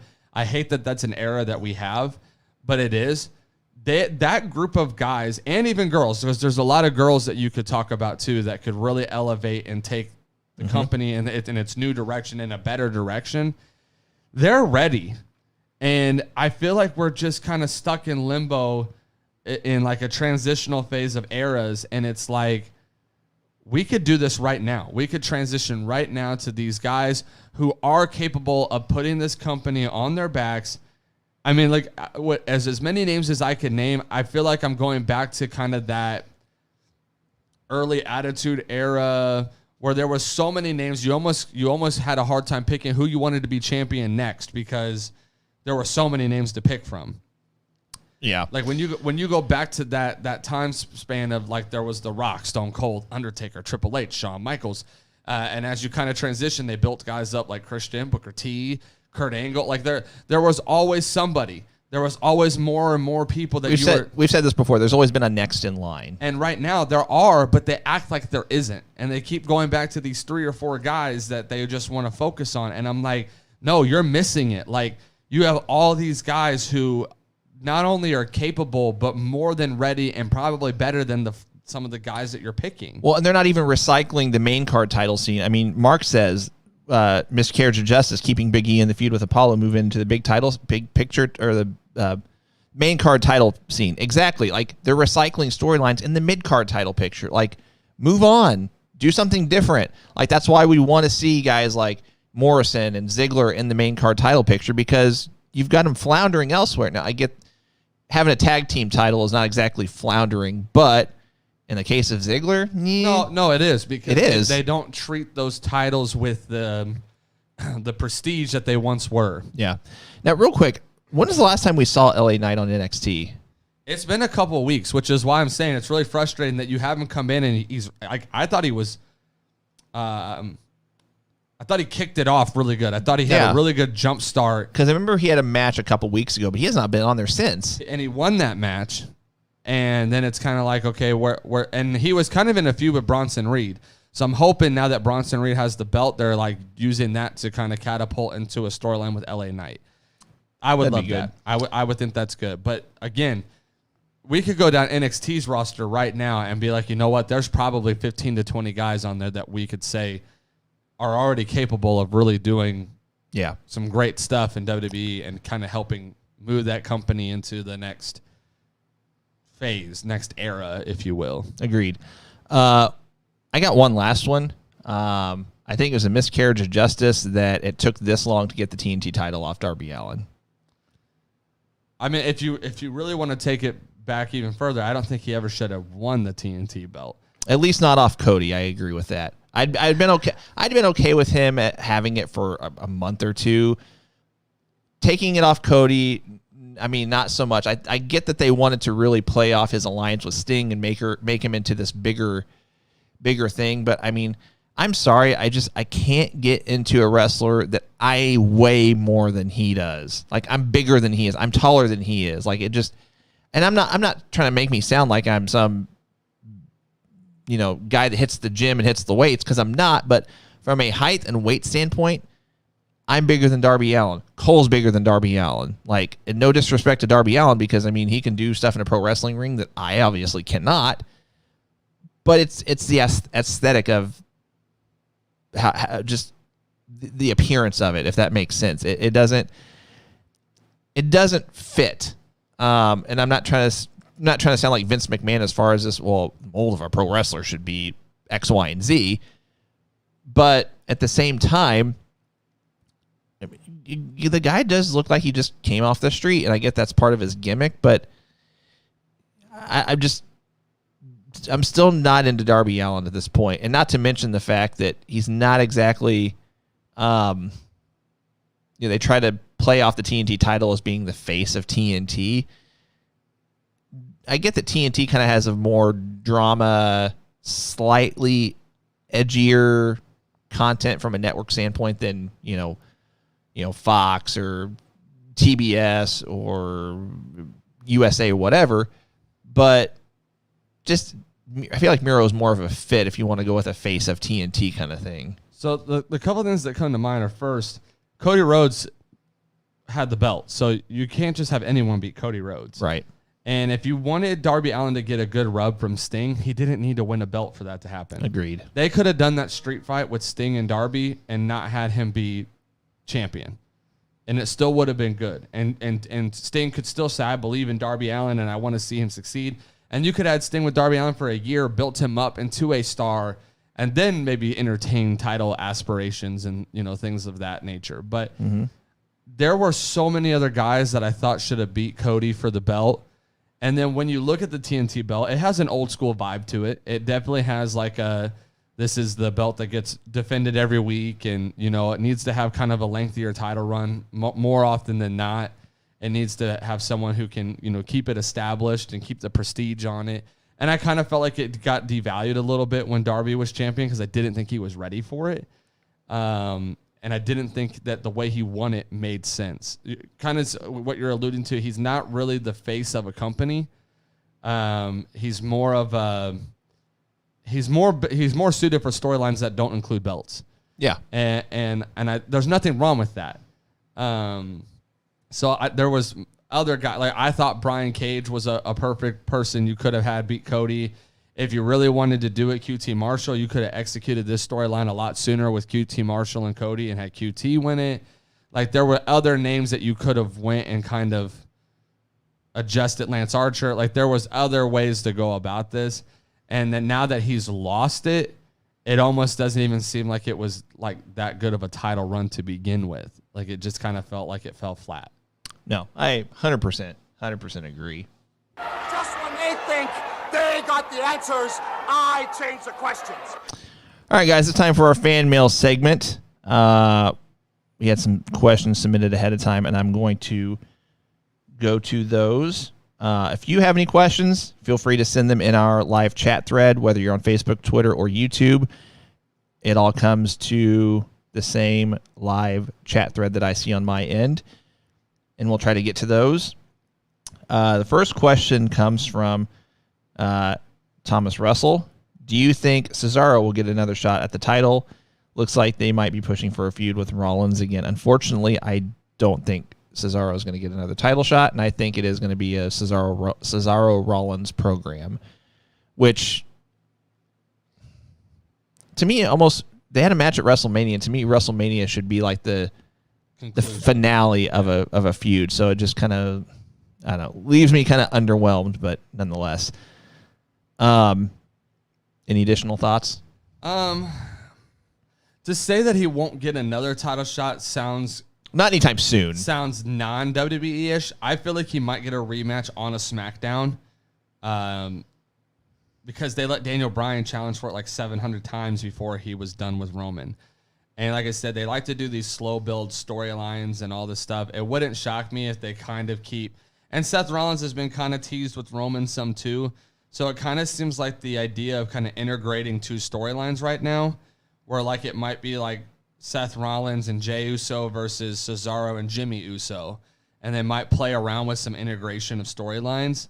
Ultimately, I think it is leading to another Seth Rollins-Cesaro match, which honestly isn't the worst kind of recycled storyline that could happen, because Seth and Cesaro put on a clinic at WrestleMania. It was really, really good. And just think if they could... Seth's really good at elevating storylines to be better as they go along. So think about what that match could look like if they had like a match with like a Hell in a Cell. Yeah. You know, Seth and Cesaro in a Hell in a Cell match sounds pretty entertaining to me. Sounds very intriguing. So there's a lot of things that could happen there. I almost am kind of thinking Hell in a Cell might be Roman and Jimmy Uso, though, because if you remember, it was Hell in a Cell, Jay and Roman. So it's been about a year now, so it's kind of like right around the same time. Could see the same thing. So kind of entertaining that, but I think you're going to see integrations of those storylines where they're kind of like a mixture of Cesaro's after Roman, but Seth's after Cesaro, and Seth and Roman kind of are, you know, clashing for who's kind of the big name, and then you got Jimmy and Jay kind of interlocked in there as well. Rusty says, speaking of fan mail, Going Broadway made it on 83 weeks / Ask Eric Anything. Yeah, I caught that. I actually submitted a question through Twitter. They answered our question. We've actually made it on Ask Arn before also, which was really cool. Next question also comes from Thomas. Will Miz and Morrison show up as zombies, and if not, how come? LOL. No, because Miz... Okay. Miz is injured, so we won't see him for a while. I swear, if Morrison shows up as a zombie next week or just something, well, he was on Raw this past Monday, so we don't have to worry about that. My thing is that it was kind of, it's a one-off thing. It was just to promote Batista's movie. I think it was a stupid way to do it, but nonetheless. David Tilley asks, do you think Miro was the right choice to beat Darby, or should they have gone with an AEW guy, not a guy hired from WWE? I'm okay with it because you really needed to legitimize, maybe not legitimize, maybe rationalize is the right word, the Miro hiring in the first place. Because prior to this, it just seemed like, okay, you've got him win this program with Kip Sabian, and it's about arcade games, and it's like, I get that that's their shtick outside of AEW, but it didn't feel, for lack of a better word, didn't feel big. It didn't feel important. Now, should they have gone with an AEW guy, not a guy hired from WWE? I'd have been okay with that, but let's think about that. What would your options have been? And I'm gonna expand that. Someone not from WWE. Also, Lance Archer, or he was in WWE for a while, but he came from New Japan. If we're gonna say an AEW original, what would your options have been that you could have? Hangman Page. Well, I guess you can kind of group him into that, but he did Ring of Honor New Japan as well. He's one of the AEW originals. He signed before the company had even had its. No, I meant from a. I mean, I'll include him, but I'm thinking of like John Silver. Oh, like an up and coming, like AEW's kind of where they've gotten. That was their start, kind of thing, or their start, kind of. John Silver would have been my pick if you're gonna go with somebody like that. I'll be honest, I wouldn't have picked any of them then. If I'm going again, if you look at the TNT title, first off, who held the title first? Cody Rhodes. Right. You can't have Cody Rhodes make that title so prestigious and then hand it off to somebody that can't carry that load. Yeah. So if it was me, Darby obviously won it. If I was going to have someone beat Darby, I don't know if Miro would have been my pick. I'm okay with it. I'm not mad. I get people's... It kind of sucks for guys who came from WWE to have to come to AEW and get this stigma that they get that bad rub. Recycled WWE talent because that's where they came from. That's absolute garbage. Oh, agreed. Straight garbage that we even have to use that's even a thing. The wording... An AEW guys. Miro is an AEW guy. He signed to AEW. He chose AEW over WWE. He's an AEW guy. There's no such thing as what he was WWE. This is not like East Side, West Side gangs, okay? Like, he's AEW now. That's all that matters. I don't really care where they came from as long as it makes sense. I don't know if Miro made sense to catapult him right in there. I think he needed a couple matches or maybe at least a storyline where he wasn't this video game nerd with Kip Sabian. A build would have helped. I don't know if he was the guy that I would have picked. I would have picked Brian Cage, Adam Page. I would have even entertained Lance Archer, obviously, but I would have entertained like Scorpio Sky Ethan Page. I would have entertained one of those names. So what about these? We've got Sammy Guevara. Sammy Guevara was one. MJF. So okay, guys, this probably needs to be an unpopular opinion for me. I don't like MJF, and not even from a standpoint of he's a really good heel, whatever the case may be. I don't think MJF's that good in the ring. No, I mean in the ring he's not. He's average. He's got the ability to be good on the mic. I still don't think everything he touches is gold. I don't think every segment I've watched of his where he's on the mic is gold. I think he's very good at keeping heat. But as far as if I'm weighing every single segment, I'm kind of like, yo, you said that last week. Like, it's kind of, he gets stale for me really quick. And I don't think him as, I wasn't voting for him, or I didn't think he deserved to be AEW champion when he challenged Jon Moxley. I don't think he deserves to be TNT champion. I don't think he's ready to carry the weight of AEW on his back. I don't think he's ready to carry a title. I don't think he's that good. I just don't. And I think that's an unpopular opinion. I think a lot of people are for him. I don't think he's that good. I actually would say The Miz is a better wrestler than him. Like, as far as in-ring ability, I don't think I've seen him do anything that's like, wow, that was cool, or that kept my attention, or that was a great match. It was more like he's a storyteller, and sometimes the storytelling is not even that good. So I'm not sold on MJF like other people are. You probably won't ever hear me bring him up as somebody that's like that guy. I almost would have said Chris Jericho should be TNT champion, why he's still got some health to him, so you can kind of have him be an intricate part of AEW, kind of elevate that title. He'll wrestle every week, kind of give it a little bit more prestige before you hand it off to a... Here's the thing, it only was held by Cody before it got passed down. Maybe give it a couple more decent name value people on it. That's why I was saying Hangman Page should have won it before you then elevate a guy like Darby Allin or Scorpio, or someone who needed that build up. What about Jungle Boy? I would have been... If I had to pick someone who was a build-up or someone who's not as well-known, Jungle Boy probably would have been my top pick. I mean, he kind of fits that face of TNT because, I mean, they do refer to him as Jack Perry, but he does have this Jungle Boy character that kind of fits TNT's theme, if you will, of characters on their network shows and things like that. His gimmick's not so fake, though, that you can't make it realistic. That's what, yeah. And so, but his in-ring ability and his, that's what I'm saying. Jungle Boy tells a better story in a match than MJF does because he's entertaining to watch while he does it. And I would have probably been more okay with Jungle Boy than I would be just about any other person you could name if you're going by the title of AEW guy, where that's kind of where they got their start or their kind of rise to fame. David Tilley also asks, have you ever watched any classic matches of the Rock and Roll Express and the Midnight Express? How crazy would their matches have been in the TLC era? I've watched their matches. They're good matches, but from a TLC era, I don't think it would. It's just too old school wrestling versus trying to meet a modern gimmick match. I don't think it would work.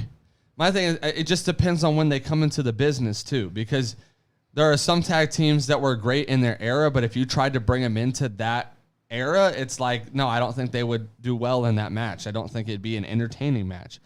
I think because of their versatility and whatnot, they probably could have had decent matches in a TLC or things like that, but it's hard to say because they didn't really come in during that time. So it's hard to say if it would be good or entertaining or what kind of match it would be. No, I agree. Joey, as far as our people are asking about New Jack, please just watch the first 10 or 15 minutes of our show and you'll get your hot take on New Jack, and I'll leave it at that. Let's see. I think this is from Michael Hunter. Andrade and Omega is official for Triple Mania. Do you see Omega retaining, or will we see a new champion? Is it official? It is official. Okay. It is official now. So it's August, I want to say 17th. I know it's a Saturday. That's way earlier than we thought it was going to be.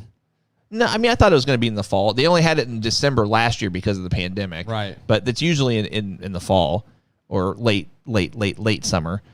Hold I want to say it's August 17th. I know it's a Saturday. Hang tight. August 14th. I'm sorry. August 14th. So it is official.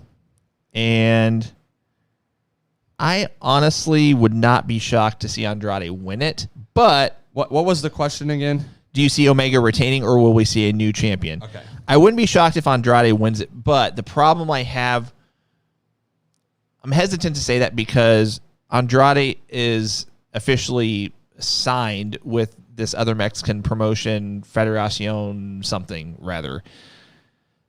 I don't know what the details and the logistics and the fine clauses, et cetera, are of Andrade's contract. Because, I mean, obviously, Kenny Omega's champions with different promotions here in the States. But I also know that Andrade, from rumors I've read, is actually taking a pay cut compared to what he could get with this other company he works with, just so he can work with Kenny Omega. Let's see.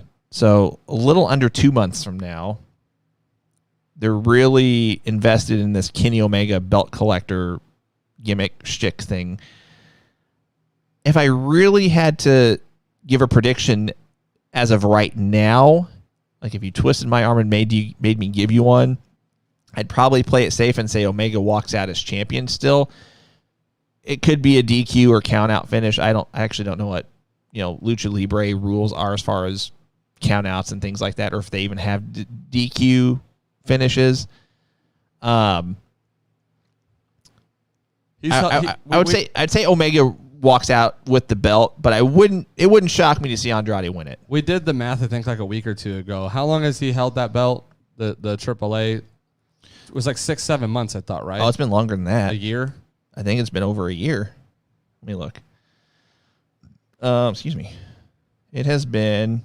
Oh, it's been it's 576 days. Oh, wow. Yeah. He won it in October of 2019. So I would say this. Let me preface this by asking this question. Is there any other belts that Kenny Omega could even collect as far as belt collector? Do you see him winning NWA Championship or Ring of Honor? Do you see anybody else's main belt getting brought into this? As far as promotions that are decently known. I'll do this by process of elimination. I would love to see a Kenny Omega Will Ospreay match for the IWGP World Heavyweight title. I don't think that would happen. I don't think Kenny would win that title. They just put it on Will Ospreay. I am hesitant to say that he'd win the NWA World title because that means you'd have to take it off Nick Aldis, who's having an iconic run with it. He's over 2 years, 3 years maybe. Ring of Honor is the only, what I would say, a fairly well-known title that I could see him adding to the collection. But as of right now, there's not any indication that they have a working relationship at this point. So, I mean, the belt collector gimmick can only go so far when you're not actually collecting more. So, and then my question on top of that is, do you see him winning any belts that aren't the world title belts in companies? Like for instance, Jon Moxley holds the New Japan, US? Yeah.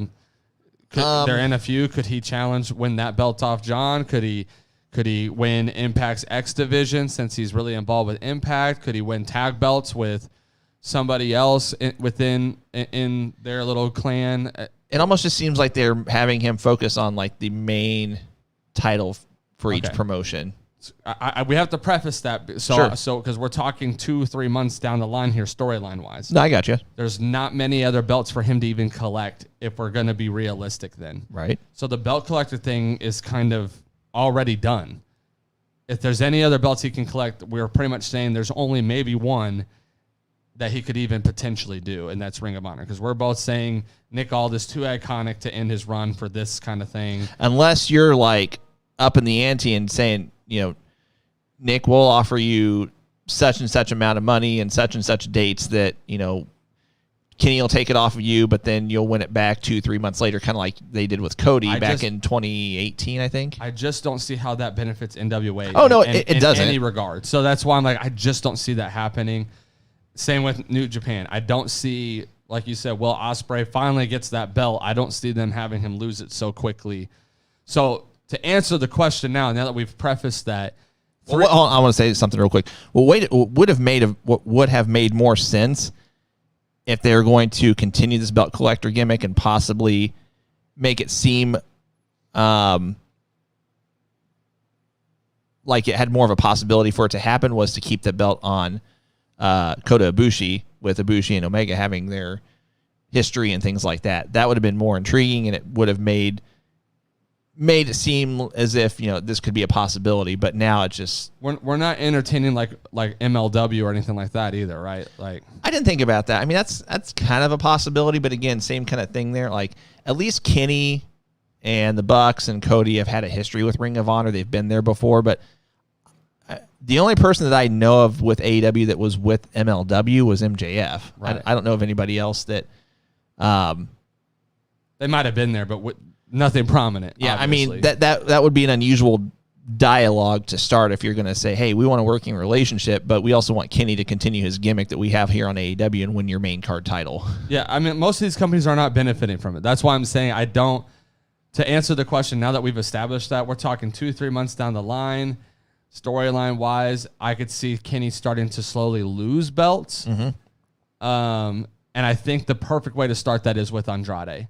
Agreed. Because it's the one belt that they don't even really talk about that much on AEW or Impact. The storyline really is centered around. He doesn't even have the belt on AEW or I think Impact. he actually did bring it out. He did it once. Here recently, like a week or two ago. They had it whenever they were building they're building towards the number one contenders match. I think. Right. I think Nakazawa had it over his shoulder or wearing it or something. He was wearing one, had one of each on his shoulders or whatever. Yeah. So, I think I'm going to say Andrade wins. Just again, this is hard to predict 3 months, 2 months, whatever out in advance.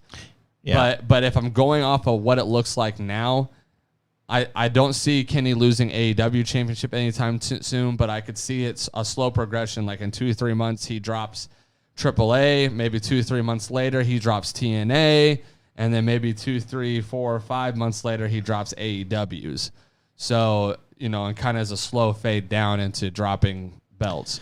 Yeah, I mean, again, I wouldn't be surprised if Andrade wins it. I mean, if you made me give you an answer right this moment, I would say Kenny walks out. He would walk out with the belt, but it would build towards another match with Andrade potentially. Kenny just doesn't have the time to give AAA like he did before AEW had started. Yeah, this puts the belt back in Mexico at least. No, I agree. I'm leaning towards it being maybe a couple match, maybe 3 match kind of thing where Kenny walks out as champion the first time, maybe loses at the second match, and then Andrade would retain the third match, something like that. My answer could change in a month or two. I might say this time next month, well, I think Andrade will actually win, depending on what happens. But again, it's 3 months out. Right. I mean, so a lot can change. Let's get back to some questions. Michael Hunter also asks, we kind of touched on this a little earlier. I hear that Miz has suffered a torn ACL and will be out 6 to 12 months. What do you think they will do with John Morrison? I mean, I'm going to stick with what I said earlier. I hope they throw him into the main card title picture. Probably won't win it, but at the same time, they need to split up this storyline he's got with Damian Priest, have Damian Priest go in another direction, have him go for the U.S. title if they want it. Who's U.S. champion right now? Sheamus. That's right. Put him in the U.S. title picture with Sheamus, gives Sheamus a new opponent, push Morrison to the main card title picture. The question is, what do you think they'll do, or what do you want them to do? Because what I want them to do is have John Morrison win. He'd be one of maybe 3 people I'd want to see win Money in the Bank. I think Money in the Bank, especially last year, lost its luster. Its luster because of how they did it. Yeah. I wasn't against the cinematic match, but having Otis win it really devalued it because they weren't serious about him being Money in the Bank. Gosh. The Money in the Bank is supposed to elevate somebody that you normally wouldn't see in the title picture, now in the title picture. And John Morrison's never really been in the title picture. So I really would like to see him win Money in the Bank. He'd be one of my top 3 picks to be in the match and to win it. So I'd like to see him in Money in the Bank, hold the briefcase for maybe 5-6 months, get some kind of a streak going, good wins, maybe a couple of feuds that aren't title related. When the Miz is ready to come back, Miz kind of helps him win it, and then Miz turns on him, and we get a Miz Morrison storyline where Morrison's the champion though and is the face, and we get a really good build up. So that's kind of where I'm at on John Morrison. That was all the questions submitted ahead of time, so we'll take a couple more submitted through the live chat thread. Rusty asks, should Moxley have dropped the belt to Yuji Nagata?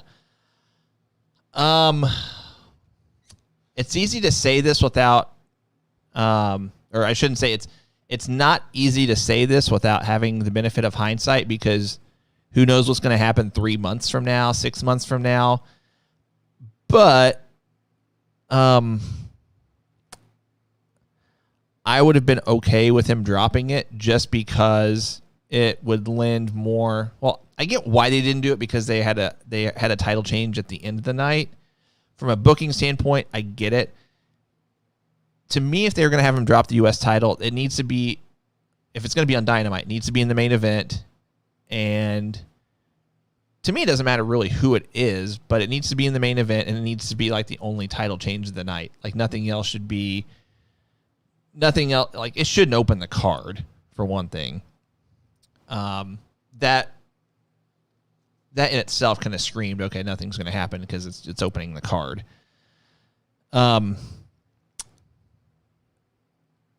If he's going to drop it, so to answer the question, no, he shouldn't have dropped it, at least not that night, not in that context. If he's going to drop it on Dynamite, again, it needs to main event. It needs to be, in my opinion, it needs to be promoted more. I mean, they promoted this some, but it didn't seem like they didn't make it feel big. And I don't know if that's just because it's a New Japan Championship.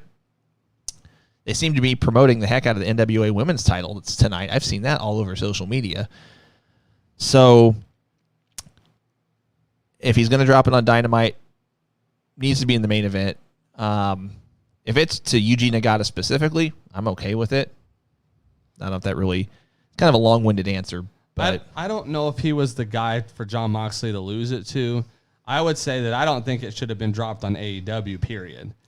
As far as it being a New Japan belt, I think this talent share thing gets really dangerous, because then you start having belts dropped to people who aren't on promotions. You have it dropped on a promotion that's not even yours. What does New Japan get out of that other than their belt back, on their normal programming? They don't get the views from that. They don't get the revenue from that. There's really nothing to benefit them from that. Well, we don't know the logistics of if they have any kind of revenue share anytime a talent appears on there. Let's put it this way. If you want to backtrack, I really thought Kenta should have taken it off of him during that New Japan Strong thing that they did. If I'm going to go based off of talent to take it, I would have said Kenta. But as far as even then, why would I want my belt dropped on a show where I have to share revenue when I could get it on my own show and have all the revenue? And that's not a selfish thing. That's a business thing. Exactly. And so I just don't think that AEW is the right place. It's cool for history standpoint to have a belt defended on AEW that's not an AEW belt. It was a good match. I don't know if Nagata would have been the guy that I picked, to beat Moxley of all people.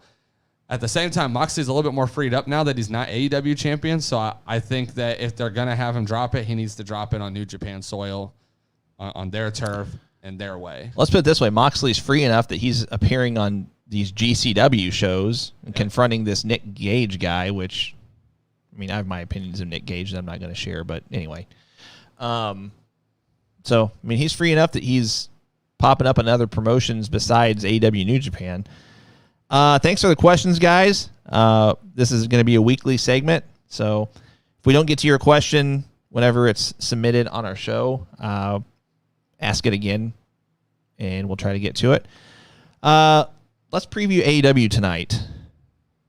And I'm going to go through the card, and Cole, I'm curious to get your thoughts on some of this. So the new TNT champion, Miro, will speak. We have the Inner Circle that will be responding to the Pinnacle's challenge. We have Anthony Ogogo against Austin Gunn. We have the Acclaimed in a tag match versus Moxley and Kingston. We have an AEW Women's World Title Eliminator match, Hikaru Shida against Rebel. We have the AEW World Tag Team title on the line, the Young Bucks against the Varsity Blondes. We've got Christian Cage against Matt Sydal, and the NWA Women's World Title, Serena Deeb defending against Red Velvet. So we've got a lot of matches on the card. It's kind of an underwhelming card. It is. It's a safe card, I should say. I could pretty much feel like I could tell you every single winner. I mean, it's safe, but you got to remember, I mean, this is the Dynamite. 2 Dynamites before. The Dynamite before the go. This is the go home Dynamite. No, I agree. I mean, they're not going to do anything unpredictable. I mean, well, okay, let's just go. Let's at least look at this from a match standpoint. So Anthony Ogogo against Austin Gunn. They're not going to have him lose prior to his match with Cody. Acclaimed against Moxley and Kingston. Yeah, again, they're not going to have them lose prior to. I mean, it's pretty much a foregone conclusion that Moxley and Kingston are going to get a tag title shot. Or at some point, you know, they might be the ones to beat the Bucks. If I'm being real. I wouldn't be surprised if we see a tag title match with the Bucks and Kingston and Moxley at Double Nothing. Yeah. Women's World Title Eliminator match. Hikaru Shida is going to beat Rebel. Now, what is this for?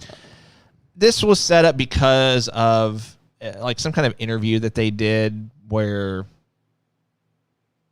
it kind of was. I'm trying to think of the context of it. It was an interview that they were doing, and you said it's a world title eliminator match, though. Yeah, so I guess that essentially means if Rebel beats Shida, then she gets a title shot. She doesn't get the title shot in place of Shida, but she also gets a title shot at some point. That's my understanding.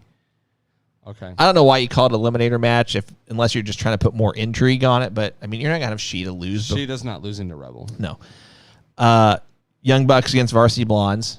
Because the Brian Pillman documentary came out, it'd be cool to see them win and kind of give some nostalgia and whatnot to it. But with the current climate and storyline, I just don't see the Young Bucks dropping to all tag teams, the Varsity Blondes, who don't really have a build. But I don't see them dropping it, period. Unless it's something crazy to where like it's a goof finish, like a booked goof finish, like it's a roll-up or something, and the Varsity Blondes actually win it on a fluke, but then they drop it the next week or something stupid like that. I just don't see it happening. I don't either, but weirder things have happened. Christian Cage, Matt Sydal. I mean, Christian Cage is going to win. It's pretty clear to me that Christian Cage is going to win that Casino Battle Royale. I agree. So, and could potentially be the guy that beats Kenny Omega for the championship. If I'm going to pick someone to beat Kenny, I'm picking Christian Cage. So I just don't see him losing to Matt Sydal. Now, maybe they've been promoting this match so much because it has the most intrigue on the card by default, the NWA Women's World Title match, Serena Deeb against Red Velvet. I mean, by default, it's got Red Velvet though. Like, you know, I know who she is, but I'm saying like, no, I got you. I understand. Serena Deeb is decent. I don't think she has that much name value. I don't think this is a main event. I don't think it's a main event, but I bet it will be. No, I'm saying I know it's the main event for the night, but I'm saying I don't think it's a main event. I don't think it's something that makes. I would almost say the Young Bucks and Varsity Blondes gives me more intrigue than that. I don't know. Christian Cage and Matt Sydal gives me more intrigue than that. I don't think it's a main event, but it's probably going to be. Fair enough. All right, guys. Well, as we wrap up the show, I'm going to give you this week's keyword. Again, this is to get another entry into the AEW licensed replica belt giveaway that we're going to do during the Double or Nothing watch party. Again, that's going to be Sunday, May 30th, 7 p.m. Eastern, 6 p.m. Central. And all you have to do is reply with this keyword. You don't have to put any numbers in it. You don't have to worry about capitalizing it or not capitalizing it. Really doesn't matter. The keyword for this week is elevation, ELEVATION. I will give you guys until, wow, it's 10:56 our time already. I'll give you guys until 10:58 my time. Again, reply with the word elevation to get your entry into that giveaway, ELEVATION. I'll give you guys until 10:58 a.m. Central Time. And while you're doing that, I have a randomizer that I need to do because we had some people enter a recent belt raffle, and I told that the catch was if they got so many entries, or if they purchased so many entries, that they would also get a randomizer entry to get a free belt. So I need to do that real quick while you guys are replying with that keyword. So here are, hang on a second. So here are the entries. I'll show you guys here. And if you're watching, it looks like we got Mark Dodd, Kyle St. Clair, Stacy Hernacki, Rusty Thomason, Thomas Russell, Rob Ritter, and David Tilley all qualified for this. So you got that there. So I'm going to do 10 clicks. The winner of this one will win a free belt. So here we go.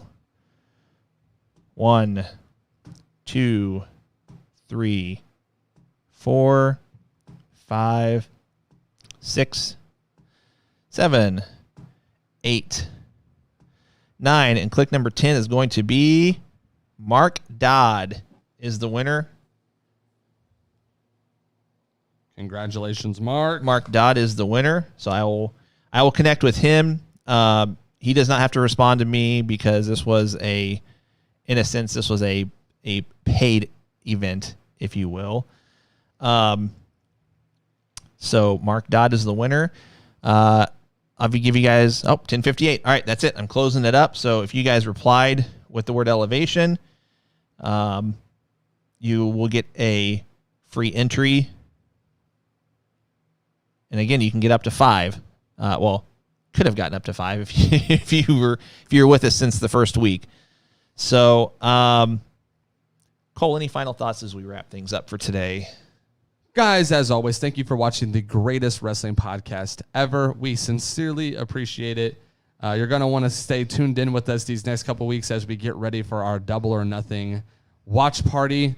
I believe next week is predictions, right? Next week is predictions. So you're going to want to tune in next week as we predict what should be a pretty good card. Double or Nothing's looking like it's going to shape up to have some pretty good matches, so I'm excited about that. Make sure you go get these new Going Broadway podcast merch. You're going to want it for that 4th of July celebration coming up. These are really comfortable, and I promise you I'm going to be rocking my red, white, and blue Going Broadway podcast shirt on 4th of July. You should do the same.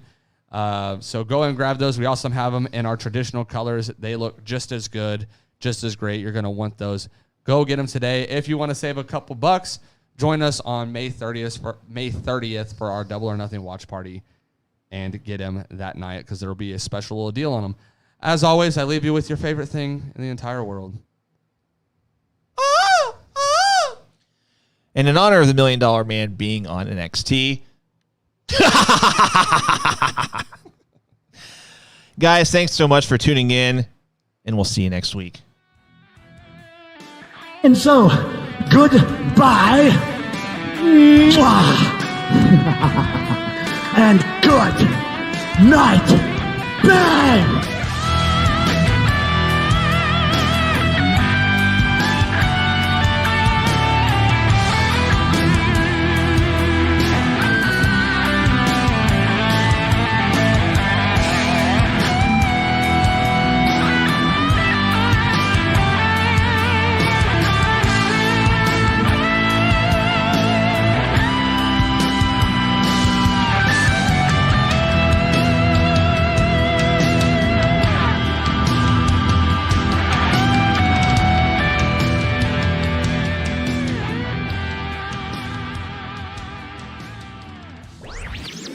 This podcast was a presentation of LightUpMedia.fm.